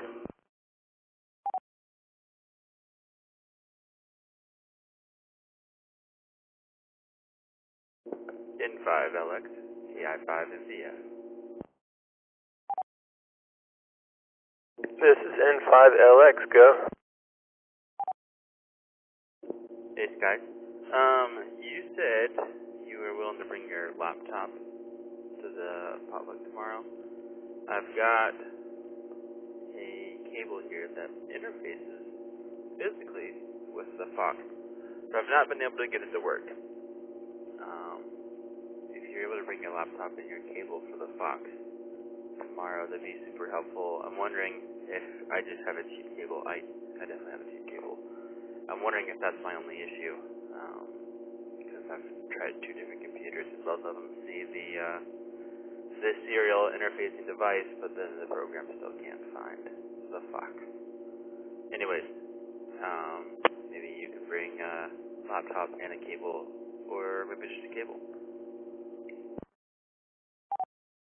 Yeah, I'll go ahead and bring my computer and maybe an extra cable. If you haven't checked it already, you probably have, but trying to remember, make sure you try the different COM ports. It's kind of tricky the way you select it with your mouse. And the other thing is when you either upload or download to or from the Fox, you have to do it like within the first few seconds that you turn after it's turned on, I think. Well, maybe it depends which kind you have, but that's the way it works with mine and 5LX. Yeah, I got the COM ports figured out. I did it both through Windows and through the Mac version, and I did both the downloadable app and the web app. And like all 4 instances, I'm getting to the COM port and it's finding the correct COM port. It just, whenever I do read version, it says it can't find the Fox. I tried a couple times of with the battery connected, without a battery connected, switch on, switch off, at the beginning, at the end, etc. Like you're saying, sometimes early. But I also just know that this is a very cheap serial adapter, and so I am not so necessarily quick, but fully understanding to believe that this is the issue. And so, yeah, if you've got a cable, I'd love to use it tomorrow, and see. I'll bring my laptop with me and see if maybe it was just the cable, and your cable, my laptop, see if it works. Otherwise, worst case, your laptop, your cable, and we'll get it going. What time do you plan on being there tomorrow? Maybe around 11, maybe a little bit later, something like that. Anyway, yeah, N5LX here. We'll get it working. I'll bring my laptop. I had a similar problem, and it was, I think, I had to, like, interrogate the thing within the first 4 seconds after turning it on, but we'll figure it out. I'll bring my laptop for sure, N5LX. Okay, well, I might give it one more shot here, but yeah, if you can bring that, that'd be great. KI5 MVF. Rocknet.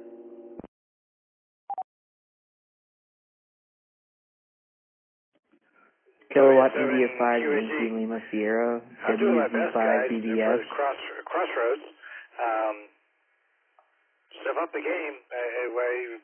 I think I'm doing well, but I don't know. So anyway, let's go on to the next round and bring it. We need to raise those numbers.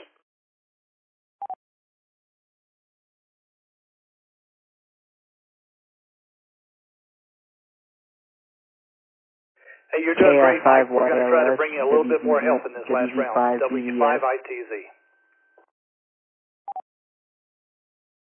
I got you there, Cody. What's going on, man? Austin or whatever that is. Go ahead. Rusty, somebody's calling you.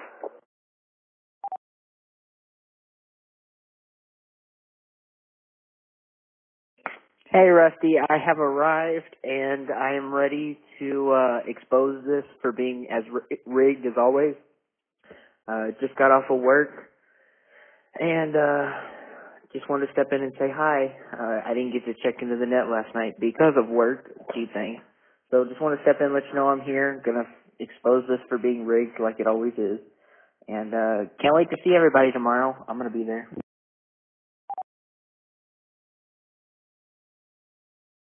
Well, Cody, we're gonna have to ask that you don't play because it's the Crossroads versus the Oak Hill, and we're ahead. So we don't want you in there mucking up the water. Get in there and sign in, man. Yeah, we're all looking forward to the potluck. It's gonna be a blast. So looking forward to actually getting to meet you. Yeah, I'm excited to meet everyone and put faces to call signs.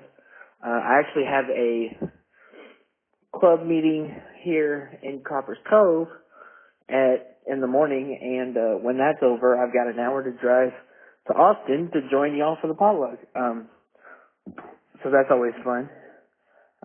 But yeah, no, I'm signed in and ready to be the anchor to the scoreboard and then complain how it was rigged afterwards.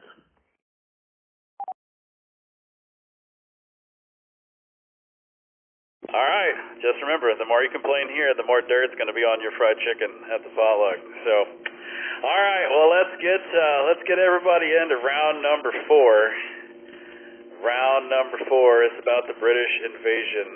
So it's got some musical questions and things like that in there. We'll see how y'all do and what's going to happen for here. While y'all are getting back to your computers and getting ready to make this happen, we're going to remind everybody yet again, we got 41 people. We need 9 people. Let's find 9 people. Get your pets. Like Cody, you know, you can get a couple going and make it happen. You can be 2 or 3 people. You know, if you're Joe Biden, you know, get Kamala in here. I mean, Lord knows. If you're Kamala though, put Kamala over on the crossroads. Because we got Joe on Oak Hill. We need Kamala over with the crossroads folks. I'm sure they would certainly appreciate that. And while my ears light up and my hate mail gets full, you're listening to the Friday Night Trivia Net brought to you by the Oak Hill Amateur Radio Club. Call sign N508K. My name is Rusty, WZ5VBS. I'm your DAC control for tonight. You can check into tonight's Trivia Net at any time during the game from your smartphone, tablet, or computer. All you have to do is point your web browser to N508K.org and click on the Trivia Net tab. Once you're there, scroll down, click on the big green button to check in. There's no software to install or accounts to create. All we need is your call sign and your first name. We just had a new person join, and let's see, it was Cody. And Cody didn't pick a team, but we know Cody's going for the Oak Hill. We're trying to get rid of that third team. Keep that way. All right, so we got Cody, KI5YLS. He's hanging out in Fort Hood. And, oh, look at that. Just like that, we got Trump coming in from Louise, Texas. Oh, man, here we go. I've spent so much time keeping this apolitical and no religion and all this stuff. And the first time we put the clubs back to back, man, here they come. All right, we got Trump, we got Joe Biden. Anybody else want to get in here and play? Y'all come in here and make it happen.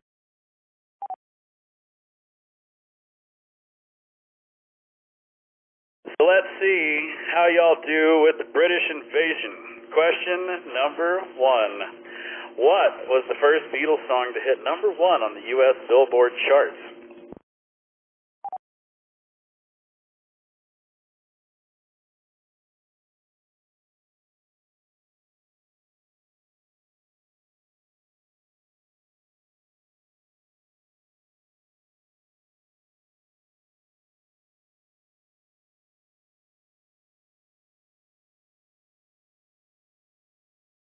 All right, where did you go with this one? I Want to Hold Your Hand, followed by Can't Buy Me Love, Love Me Do, and She Loves You. So let's see who is correct.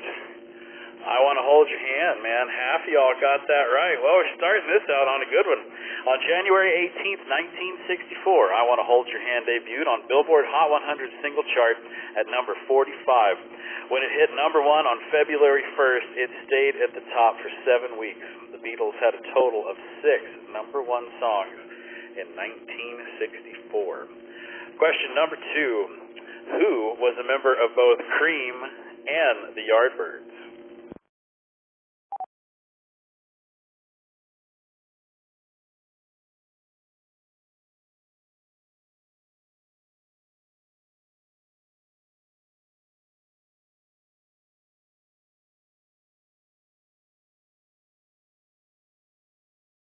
Well, a whopping 57% went with Eric Clapton.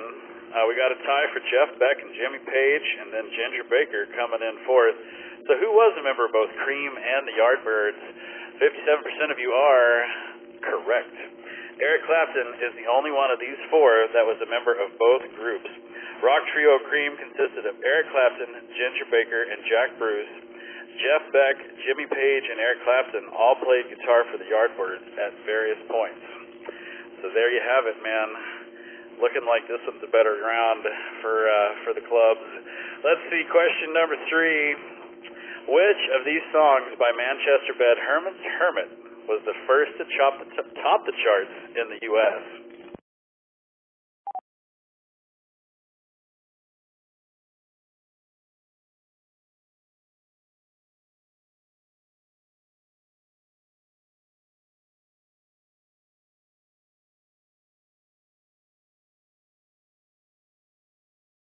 We got a tie.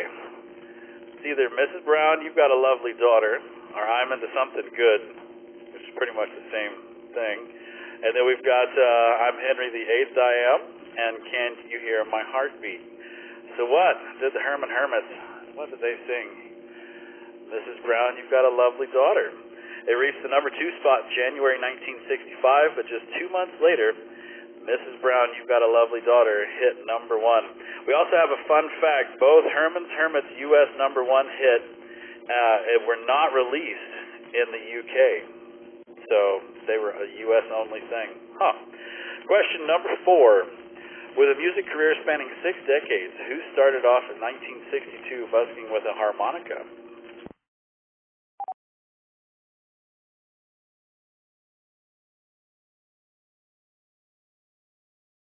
I'm not seeing any answers. Reload that browser. You got 3 seconds left.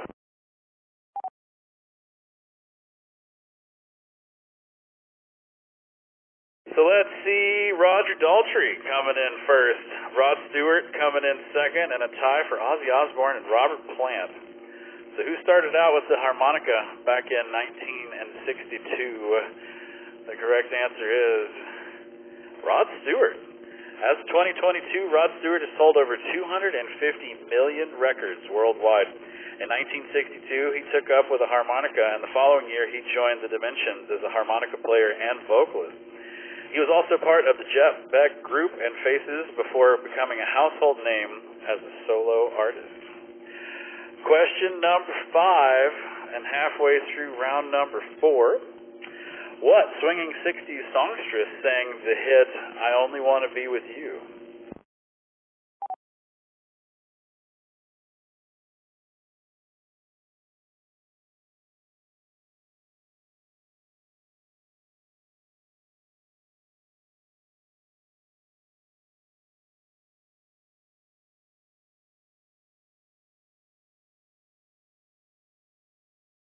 Wow, Dusty Springfield. All right. She came in number 1, followed by Mariana Faithfull. That just sounds like a good old Southern girl. Lulu coming in 3rd, and Celia Black coming in 4th. So who sang I Only Want to Be With You?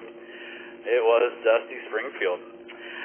Mary Isabel Catherine Bernadette O'Brien, known professionally as Dusty Springfield, was an English singer whose career spanned over 5 decades. Her upbeat 1963 pop song was a transatlantic hit. All right, 5 questions down. You know what that means. Let's see how we're doing. We got Dave, KI5STT, in the number 1 spot, Mike, W7QAG, in the number 2 spot, and Scott, KI5OBD, in the number 3 spot.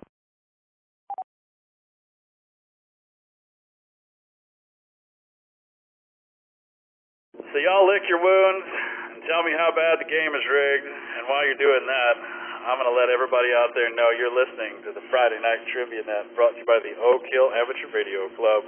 Call sign N50AK. My name is Rusty, WZ5BBS. I am your net control for tonight. You can check into tonight's Trivia Net at any time during the game, but you better get to getting. We got 5 questions left in this one, and the net's over, and then we're going to get y'all into the elimination round. That's my favorite. If you want to come play, we got 45 people, and all you have to do is point your web browser to n50ak.org and click on the Trivia Net tab. Once you're there, scroll down, click on the big green button to check in. There's no software to install or accounts to create. All we need is your call sign and your first name. We have Joe Biden playing with us. We have Trump playing with us. I'm just trying to see if we've had anybody else colorful join the game. That looks like it's about it. So there you have it. This is so popular that, we got two of the greatest people in the world playing along with us. It's question number 6. It's time to place your bets. Make it happen.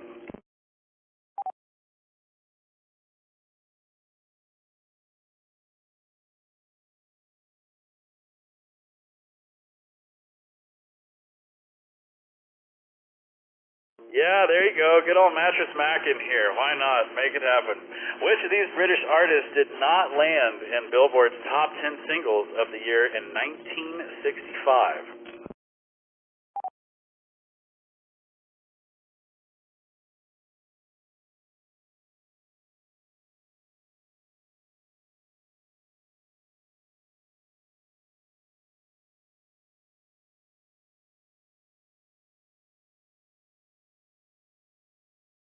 Well, it's looking like Petula Clark coming in number 1 spot. Rolling Stones coming in second, followed by Herman's Hermits and Tom Jones.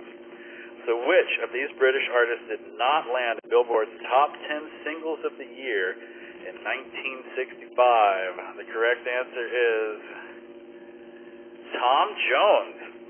In 1965, Billboard's top 10 singles of the year included The Rolling Stones, I Can't Get No Satisfaction, at number 3, Petula Clark's Downtown at number 6, Can't You Hear My Heartbeat by Herman's Hermit at number 8. What's New Pussycat by Tom Jones placed number 28 on the chart? Wow, 28. So 6 people have got that. So let's see what this does to the score. We got John and Diane in the number 1 spot. Way to go, y'all. They got 159 points there. Sky, N5LX, coming in second with 128 points on that question. And Leslie, KI5NLC, 77 points. All right. Well, way to go. We got 4 questions left. See how you do. In 1964, what Dave Clark 5-song knocked I Want to Hold Your Hand off the top of the UK singles chart?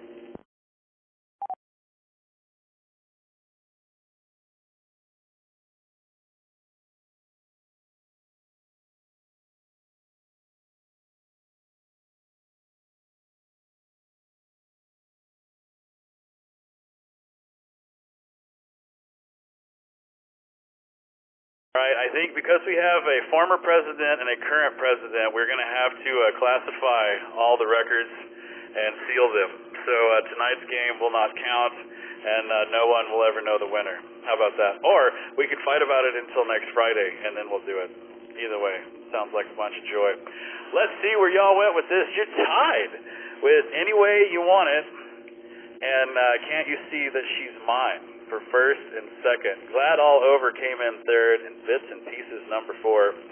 So what song knocked I Want to Hold Your Hand off the top of the UK singles chart? It was Glad All Over. Also known as the DC-5, the Dave Clark 5 was one of the most commercially successful acts of the British invasion, releasing 17 Billboard Top 40 hits in the U.S. between 1964 and 1967. In January 1964, they had their first UK Top 10 single, Glad All Over, which knocked the Beatles' I Want to Hold Your Hand off the top of the UK singles chart. All right, man, 8 people knew that. We're getting harder and harder. Question number 8. The Low Spark of High-Heeled Boys is the title track and 5th album from this band.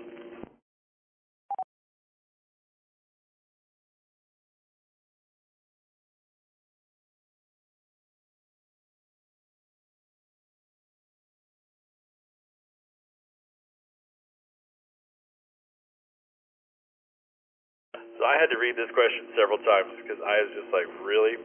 All right, so let's see what y'all think, because I had no idea.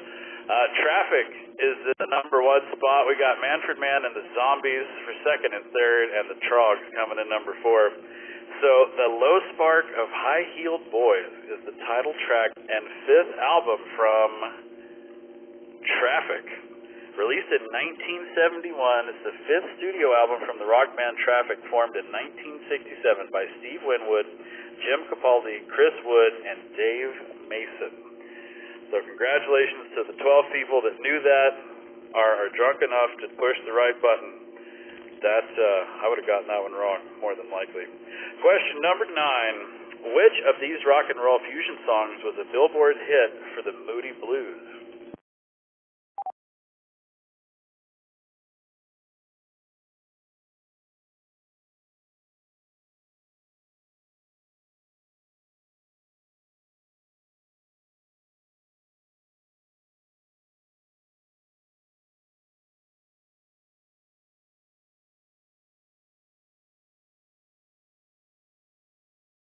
Y'all seem to think Nights in White Satin is where it's at.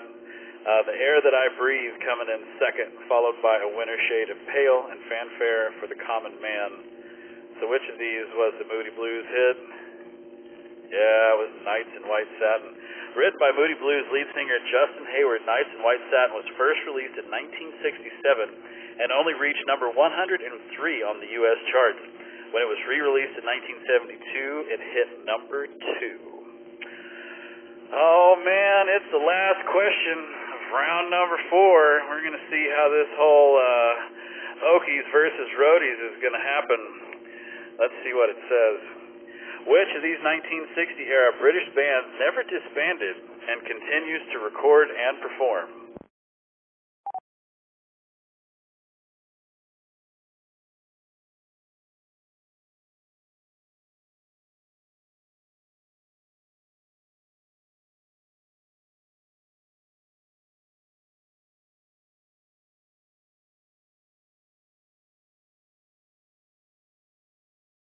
So we got some questions in the Discord or some comments that these things are way too old, and that's the fun of trivia. Sometimes you're on fire, and sometimes you're in the dark. So that's just kind of the way it goes. But yeah, these are too old for me either. If I didn't have the answers, man, I would be screwed. Y'all seem to think that the Kinks are the number 1. Moody Blues coming in second, followed by the Hollies and the Searchers. So let's see, which of these 1960s era British bands never disbanded and continues to record and perform? Nobody knows because they picked the Hollies. The Hollies are one of the few UK groups of the early 1960s, along with the Rolling Stones, who never disbanded and continue to record and perform. And nobody here knew that. We got a bunch of good guesses. Let's total up the score and see how we're doing for round number 4.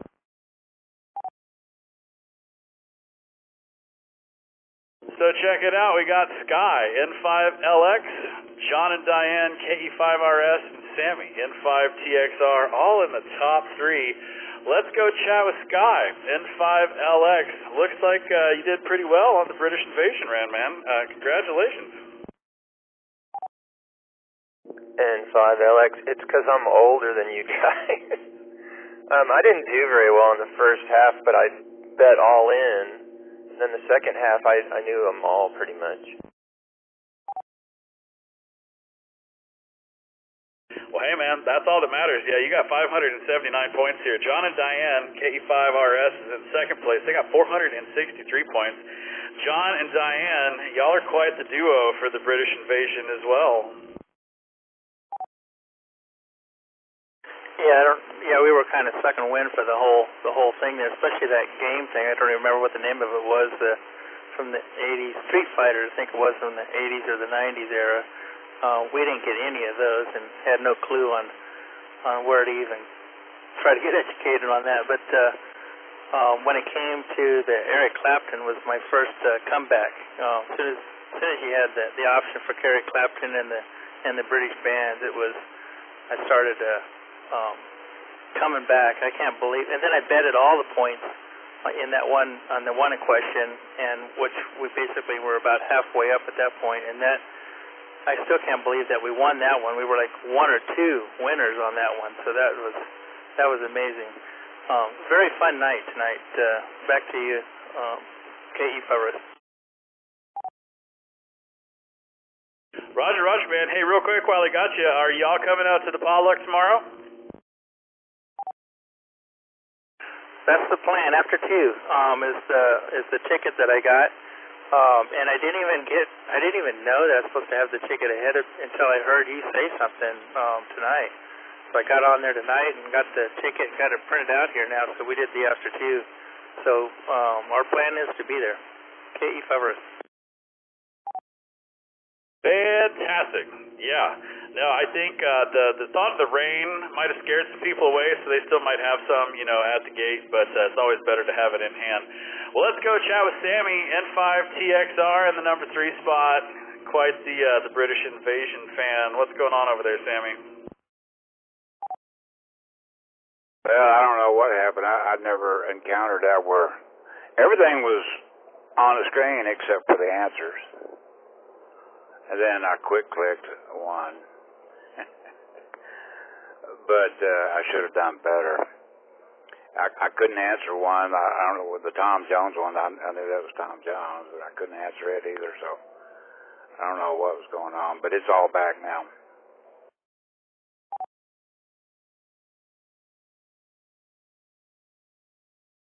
Yeah, and according to this, we got 46 players. We got 46 people. Let's see. Nope, no more new presidents. I don't see anybody new. So, all right, well, there you have it. There's your top 3 for round number 4. Let's see who the big winner tonight's Friday Night Trivia Net is. Add up the scores and let's see. It is Mike, W7QAG, in the number 1 spot with 1,584 points. Leslie, KI5NLC, in the number 2 spot with 1,500 points even. And Anderson, KI5NLK, in the number 3 spot with 1,404. So let's go talk to Mike, W7QAG. Mike, are you out there? And what do you got going on for the weekend?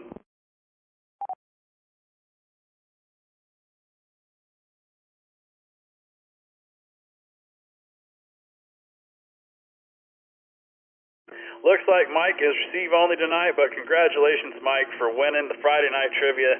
I'm pretty sure this is the first time that you've done it, so congratulations. Let's go chat with Leslie, KI5NLC, in the number 2 spot, 1,500 points.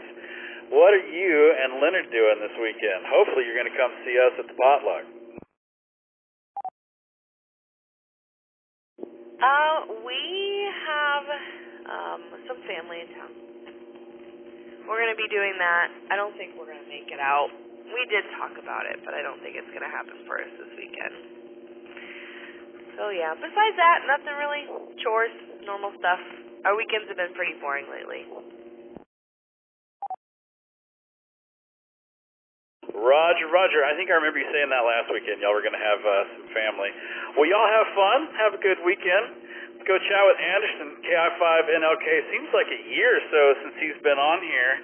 Congrats, man. Number 3 on the Trivia Net. We know you're not coming tomorrow because you've got family. But what are you doing this weekend, man? Hey, Rusty. Thanks for doing Trivia Net. Yeah, it's been a while. I can't go out there. It may not be the family stuff. It may be everybody around the house get a cough. So I think somebody got us sick with something, but you'll have fun without me.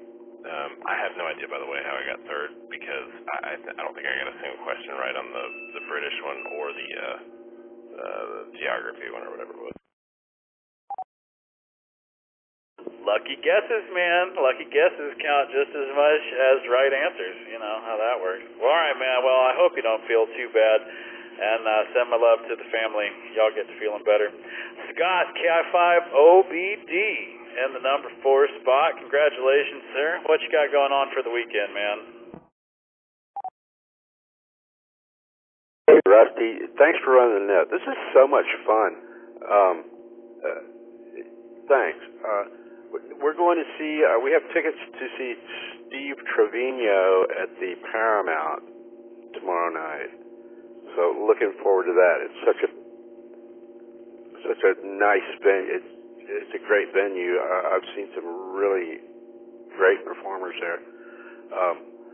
So really looking forward to that. Yeah, 5OBD, back to that. Right on, man. Well, have fun. You got a beautiful day tomorrow to go futz around the town and get ready for it. So, yeah, y'all have a good time. Let's go check in with Leonard, KI5NLC. We kind of know what you're up to, man, but you want to add anything to your weekend plans?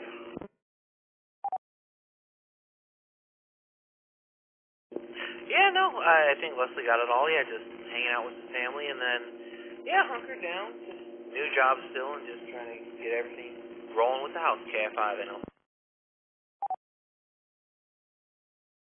Right on, man. Well, hopefully the new job is still keeping you entertained. So y'all have fun this weekend with all the old and new animals at the casa. Let's go chat with Sky N5LX. He's coming to the potluck, I know, because otherwise we're only going to have 3 foxes, or maybe 2 foxes. Jeffrey waited till the absolute last minute. But hey, what you gonna do? Sky, man, what you got going on for the weekend? N5LX. I have 2 Fox transmitters. I'll bring them both just in case. Yeah, I mean, I'll be heading out to the potluck and don't really have any plans.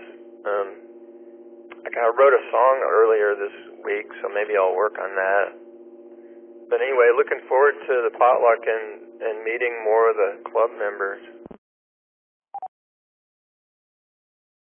Yeah, I think we're going to have a really good turnout. I mean, the more I hear, I don't think we've got several people that have an RSVP'd, but I think, we're going to be up to about 40 plus people in the park tomorrow. So it's going to be a blast. I'm looking forward to doing some fox hunting and, getting to hang out with people. It's a whole lot easier to talk to people on the radio when, you've met them in person and you've had a real conversation. So it's always good. It's always fun hanging out with you, man. So good to see you out there again. And, bring as many foxes as you want just in case, as you never know about that Jeffrey character.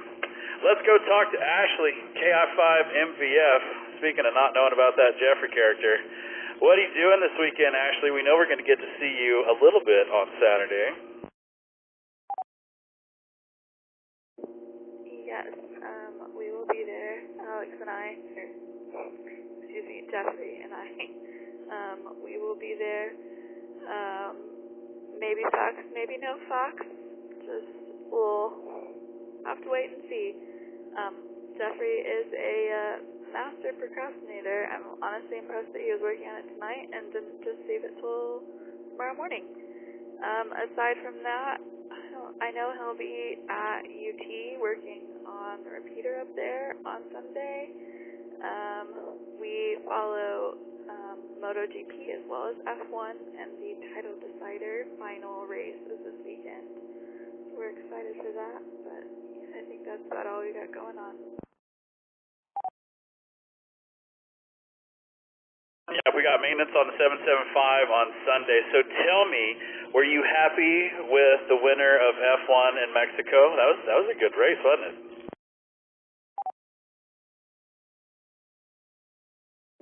What's a good race? I think it was a pretty boring race. I mean, I guess I was happy with the winner. But it wasn't a great race. Nonsense. It's a fantastic race because Lewis lost, and that is the best kind of race there is. So, all right. Well, I look forward to seeing you tomorrow and trying some of your dessert.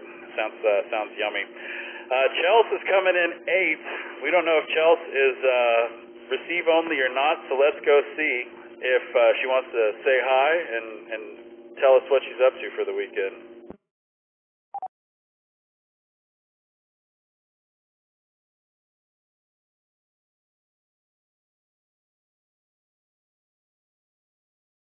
Might be receive only, might be a little mic fright. Either way, it's good to have you in the game. I know Chris, W5CUI, he's not afraid to get on the mic at all. Chris, what do you got going on for the weekend, man?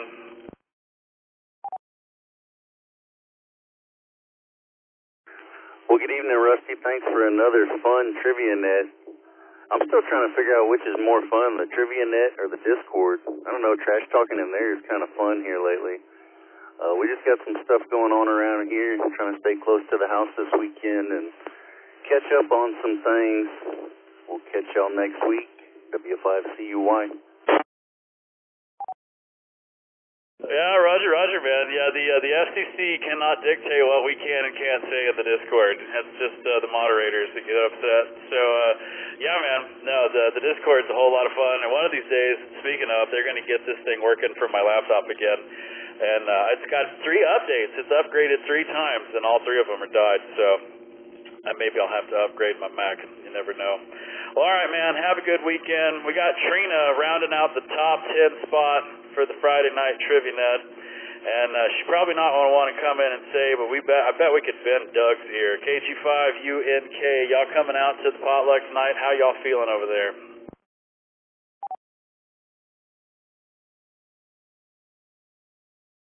Hey, Rusty. Still kind of under the weather here, man. It's been a week or a week plus now, so as of right now, I'm going to say we are not going to be able to make it. I don't want to be spreading anything around, so hey, man, always enjoy the game. KG5UNK. Man, y'all got the bug. That sucks. It's probably allergies. I got the back door open, so it's my turn. My turn's coming, and my face will blow up, and life will be fun. Well, all right. Well, there you have it. There's your top 10 for the Friday Night Trivia Net, and of course, the scores that everybody wants to see on our first Okie versus Rhodey game. Let's see how we did, y'all. Looks like the Oak Hill Amateur Radio Club came in on top with 1,015 points, and the Crossroads Ham Radio Club is 813. But man, that was a lot of fun. So I think we're going to scrap the North versus South. We're just going to pit the teams, and we're going to pit the clubs against each other because this is way more fun. We got 47 people to come in here and play with us as well, so I'm pretty sure this is a barn burner of a trivia net as well. This is the number one that we've done. So I want to thank y'all for making that happen. And you know what it is, man. It's time for the elimination round. So this one doesn't count. The trivia net's completely over. And, it's a done deal, but it's a fun way to kick you out and send you home. So let's move everybody into the elimination round and see how y'all do.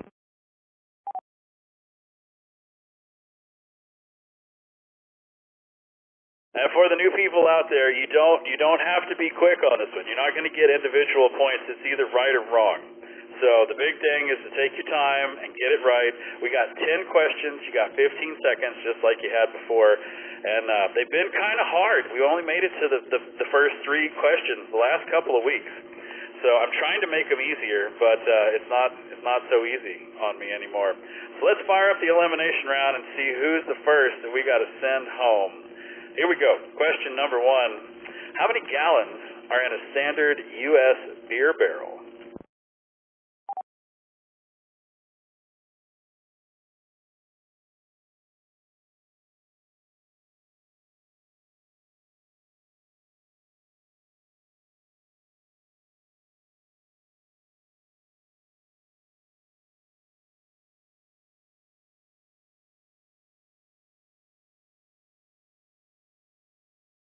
Well, let's see. We lit up all the answers. 35 gallons is the number one answer, followed by 28, 31, and 25. So how many gallons are in a standard U.S. beer barrel? I thought more of y'all would get this right. Only 18% got it right with 31. 31. A standard U.S. beer barrel is equal to 31 gallons. A keg, which is not a standard unit of measurement, is a half barrel equivalent to 15.5 gallons. So that's got 30 people eliminated. We're already down to 6 survivors, and man, do I have a list of people to send home. We got to say goodnight to Ernesto, KI5PZN. We'll see you tomorrow, man. Aaron, AI5HP. Jason, KB5MPJ. Dave, KI5STT. Steve, KG5LAA. Philip, AC5G. Bill, KI5WNK. Bill just got his general, man. Congratulations, dude. Sky, N5LX. Bjorn, KI5YAT. Ashley, KI5MVF. Chad, KC5AJE. Thanks for hanging out with us, man. It's family weekend, but Chad got to hang. Leonard, KI5NLC. Holly, W5LUL. We also got to say goodnight to Scott, KI5OBD. Have a good one, man. Leslie, KI5NLC. Les, N5LMB. Brian, KI5UZY. Oh, Trump didn't make it into this one either. Sorry, buddy. Bill, W5ITZ. Have a good weekend, Bill. Good to see you. Laura, KI5OLG. Hopefully you can get your antenna back up tomorrow. Mike, W7QAG, Chris, W5CUY, Joe, K5KUA, Brian, N5TZV, Blart, Layla, and Benjamin. Goodness.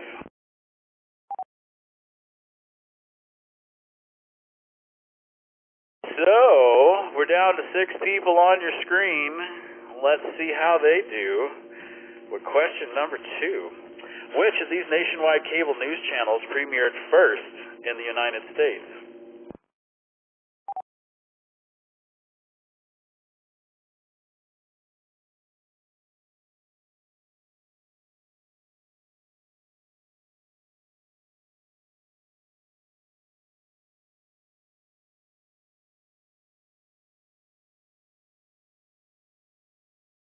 All right, yeah, I agree with you, Chris. It's just all the alcoholics. That's all we're out to.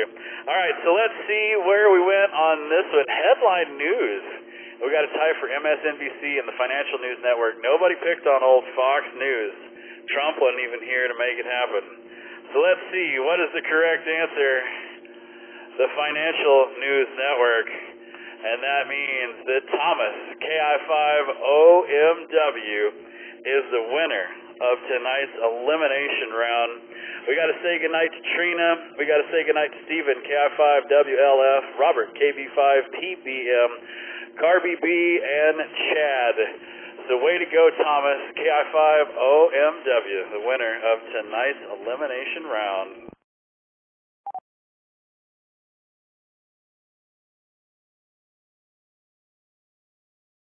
Well, that's going to do it for tonight's Friday Night Trivia Net. We hope you had a good time hanging out with us, even though the thing's totally rigged, and we make it up as we go. The Friday Night Trivia Net is a service of the Oak Hill Amateur Radio Club, call sign N50AK, and made possible through the generosity of people just like you. For more information on the club, becoming a member, or to learn how you can donate, visit us online at n5oak.org. I would also like to thank Kyle, KA5D, and the fine folks at the Crossroads Ham Radio Club for linking their repeater systems for tonight's game. If you'd like to see all the fun things they're up to or just want more information about the KA5D or W5LCR repeater systems, visit them online at ka5d.com or crhrc.org. And of course, before you close your web browser, stop by, check out the BBS, have a little bit of ANSI fun. You can also browse through the TriviaNet player rankings, stats, net logs, net check-ins. We have a North versus South page, but I guess I'm going to have to make an Okie versus Rhodey page to get our stats in. So I'll have the normal stats in by tomorrow, but we'll come up with a page so that we can see who our top people are and all that kinds of fun. Don't forget, this Saturday is the N5OAK Park Potluck. It starts at noon. We got 4 foxes to hunt. We got a Parks on the Air station. All the details can be found on the web and also in the social meetups channel on Discord. So I think that's all I've got. This is WZ5BBS. It's time to bring tonight's Friday Night Trivia Net to a close. I'm going to signal the repeaters to switch back to regular amateur use, and while they're doing that, I'd like to thank y'all for inviting us into your home tonight. Good game for Oak Hill and the Crossroads Club. Y'all are always a bunch of great people, and it's always fun to get in here and make some jabs and have some fun. So thanks for coming and hanging out with us tonight. Y'all have a great weekend. Be safe. We'll see you right here next Friday. 73, y'all.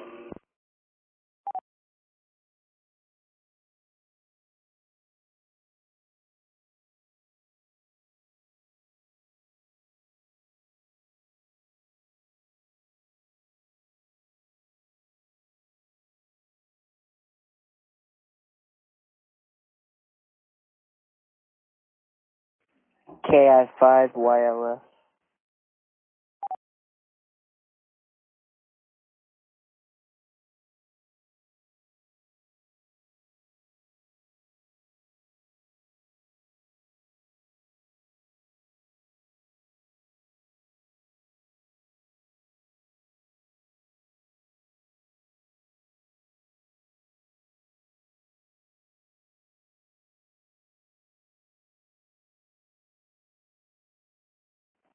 KI5YLS, WZ5, BBS, Rusty still around?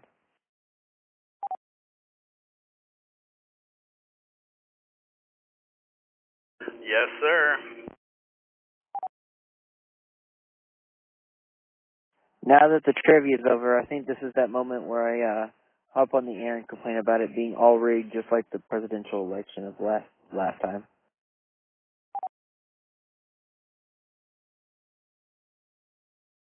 Well, hey, man, the best part is that we still play every Friday and every, 4 years or however often you want to vote. I mean, you can just mail in as many as you want. But, yeah, man, some things in life are, they just never change.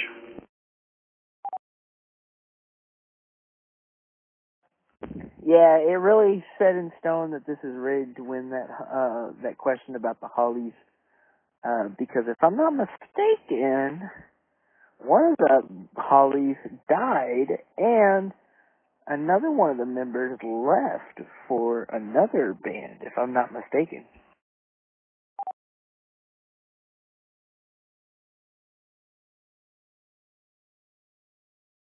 Well, I would highly recommend you call the trivia police and see if they can't throw us in jail.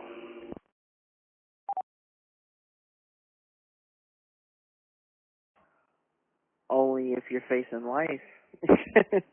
Nah, I enjoy the fun. I know all it is. What you bringing tomorrow?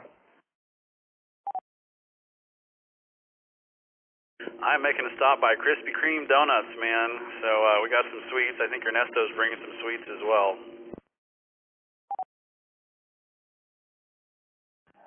Awesome. Been a little bit since I've had some Krispy Kreme, not gonna lie. No, I got my bags of chips I'm bringing. They're in the back of my car right now, matter of fact. And I actually got to stop by on the way there and get a family size of Doritos Cool Ranch because, I had 2 of them and then got the late night snackies, and so I got to replace a bag. But, I am taking special requests on chips if anybody wants a certain type of chips.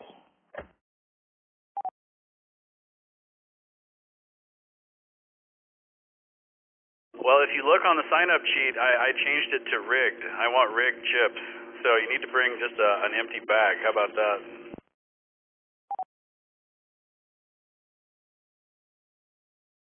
I'll swing by and pick up the bag that I ate, and then I'll bring them and I'll hand them directly to you and go, I'll put your name on it and say, for Rusty only.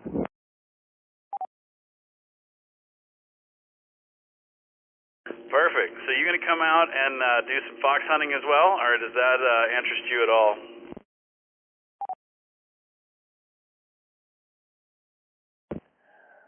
Come on, Rusty, now. You know I'm still new to all this. I don't even know what the heck fox hunting is.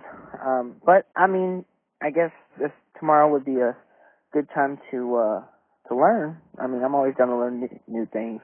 The only thing in ham radio that I'm scared to learn is Morse code, because I feel like it's going to take forever for me to learn. Well, yeah, man, that's exactly why we're doing 4 fox hunts.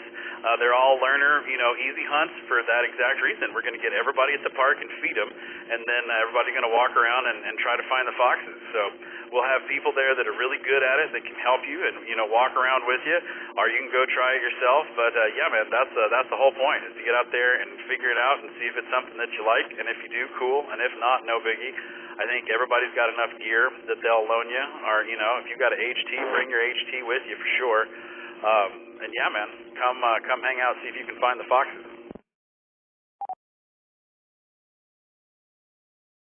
I wish I had an HT.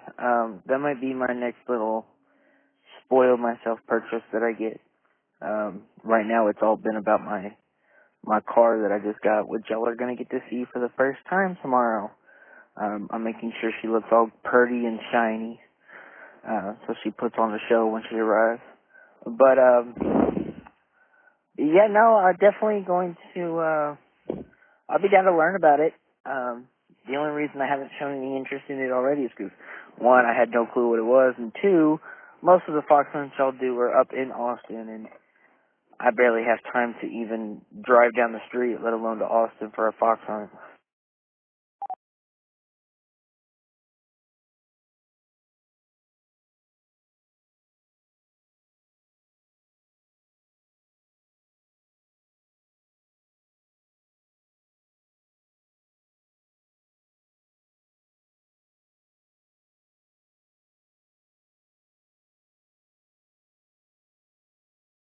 Yeah, they are in Travis County and north and south of the river. But yeah, man. Well, cool. Well, this will be your time to come down and see if you like it and get Uncle Ray to buy you some more gear.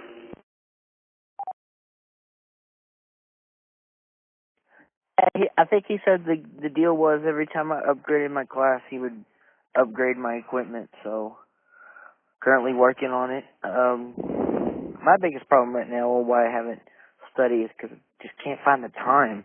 I'm either working or sleeping, especially now since I'm having to. I'm living in a whole temporary house right now because maintenance here on Fort Hood is digging up our house to fix our plumbing. So me, my mom, and grandma are all living in their hospitality house, which pretty much looks the exact same as our house, just it's not ours.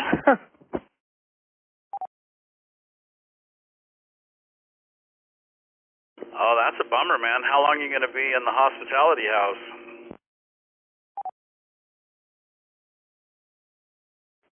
Just depends on how bad they get under there and how bad it looks, and how quick they do everything, because they said it could be no more than 10 days, but I just, knowing what the problems we've been having, I just can't see them getting it done in 10 days. So we've been prepared for the 10 days, but we've also been prepared for longer, and hey, if they get in there, and we've been here for, I think, 2 days now, and if they get in there and they find out the problem and they get it done within the next couple of days, that's even better. We're back in our own home. But yeah, I just don't see that they're going to get it done within the 10 days, because they're going to be digging up pretty much our whole kitchen and utility room. So yeah, I just don't see them getting it done in 10 days.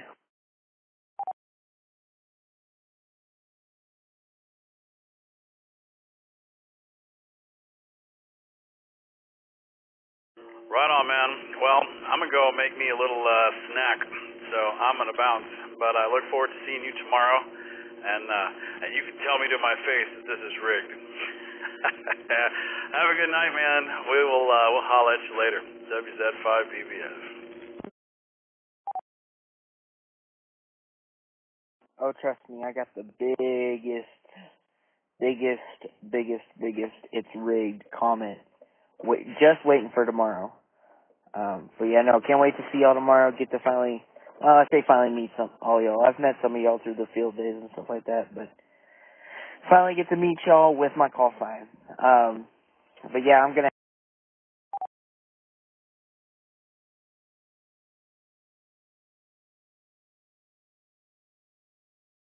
Sorry about that. Thing was messing up. Yeah, I'm gonna head inside. I'm out here in my car, and everybody's wondering what am I doing? So yeah, KI5.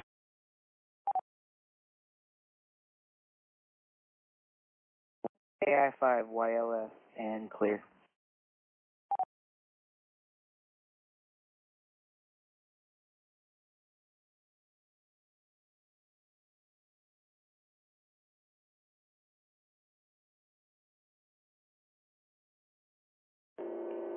WZ5BBS, KB5MPJ. Yes, sir. Hey, Rusty, I just wanted to ask you about the BBS. So I poked around in it a little bit as a guest, and I tried to sign up, but I never got the confirmation email, so I don't know if like my spam blocked it or something. But what can I do as a member that I can't do as a guest? I think like practically everything. I don't think I let you have door games. I don't think like there's not a whole lot you can do as a guest. Did you sign up? Did you give me your name or your call sign somewhere in there on the info when you gave me that, or when you signed up with your info? Yeah, I put it all in. I think I made my call sign my username, and I went through the whole thing, and it said it was going to send me a confirmation, and I never got it.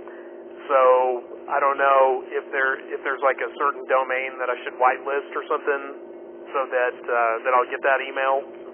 Is there something like that I should look for?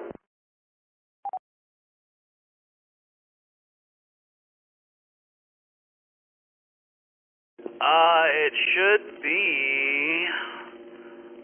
To be quite honest, I don't even know, but I do see a lot of people in here that have created accounts. Let me go find yours real quick, and I will activate it. Okay, cool. So what all do you have on there? Like, I used to do BBSs back in the early '90s with dial-up and everything. So I'm kind of familiar with the concept. I just didn't know what all you have on there for people to do and look at.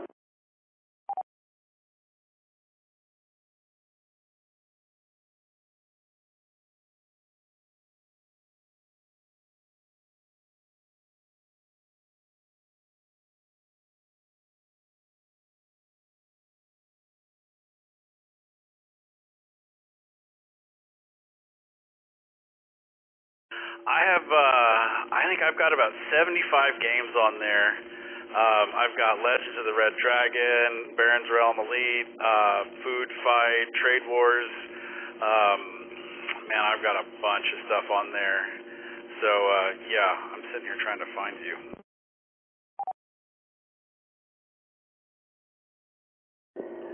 So were you into BBSs back when they were a thing?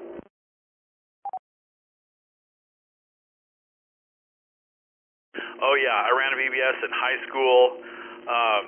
It was a Wildcat board, which I was wanting WC5 BBS as my call sign, but that's an Aries or a Races call sign.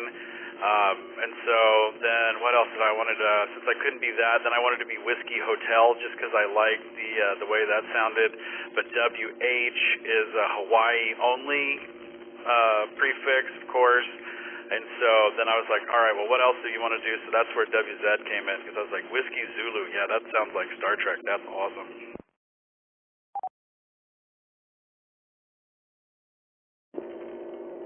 Yeah, that's cool. Yeah, I had a friend who ran a BBS in the Dallas area, and he eventually got out of it, but it was one of those where it was anything from file sharing to probably some porno and whatever else just ended up on those things. It was, kind of a mishmash of stuff. And he eventually quit doing it. And but I remember getting on there and getting like file utilities, and he had some games on there and stuff. It was pretty cool.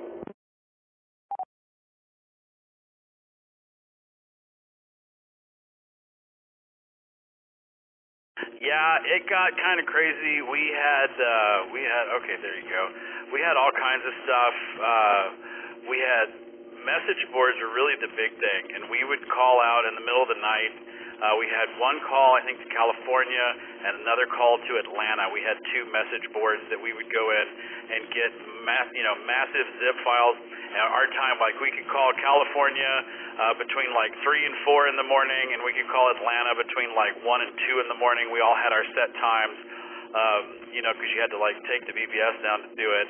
And we would do that and grab the zip file, and then we would pull it all in, and then, before we would call them, we would take all of our stuff and export it and stuff it into a big zip file and send it back to them. So it was anything but instant, but it was, it was like the first email, known to man, pretty much.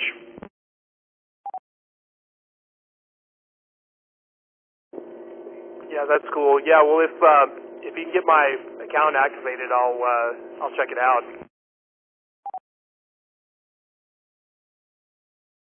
Yep, I found you right here, so I'm trying to make it happen.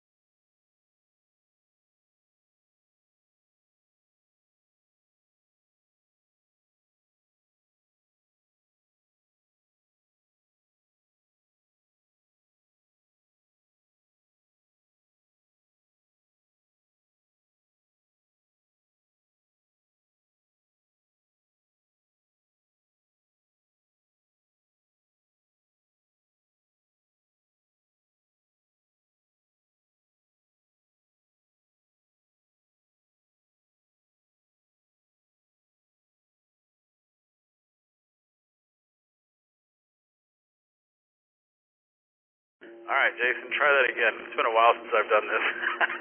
But go ahead and give it a try. Okay, so let's see. I'll just log in, connect. Let me see how far I get here.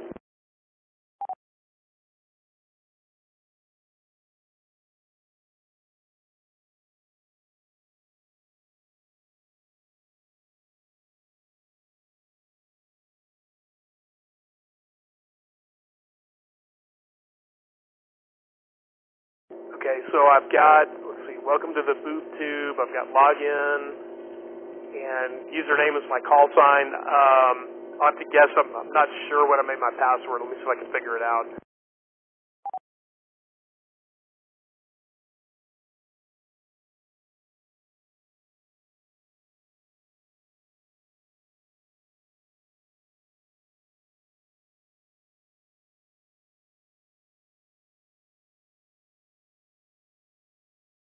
I just sent it to you in Discord if you can't figure it out. Okay, I'm going to see if I wrote the password down here.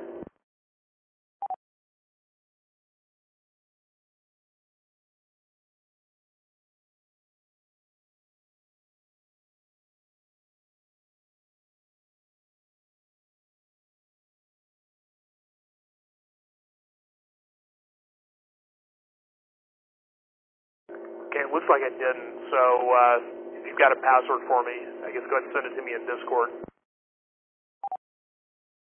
Yeah, I DM'd you your password, and it's all uppercase.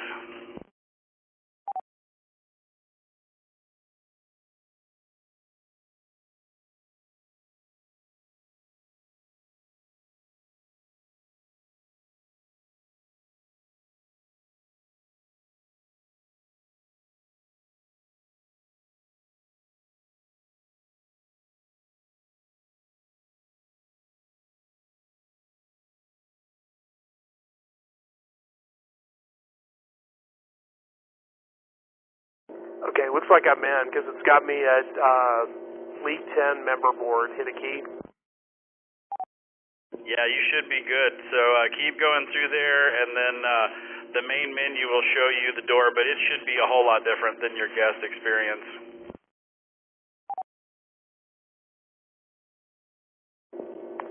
Okay, cool. Yeah, I'll check it out tonight, and yeah, I'll see you at the potluck tomorrow. I'm bringing a big pot of beans, so yeah, looking forward to it. Right on, man. We will see you tomorrow. And yeah, KB5 MPJ WZ5 BBS. I'm calling it for the night. All right, well, thanks for doing the trivia net, and thanks for getting me into the BBS. KB5 MPJ will be clear with WZ5 BBS.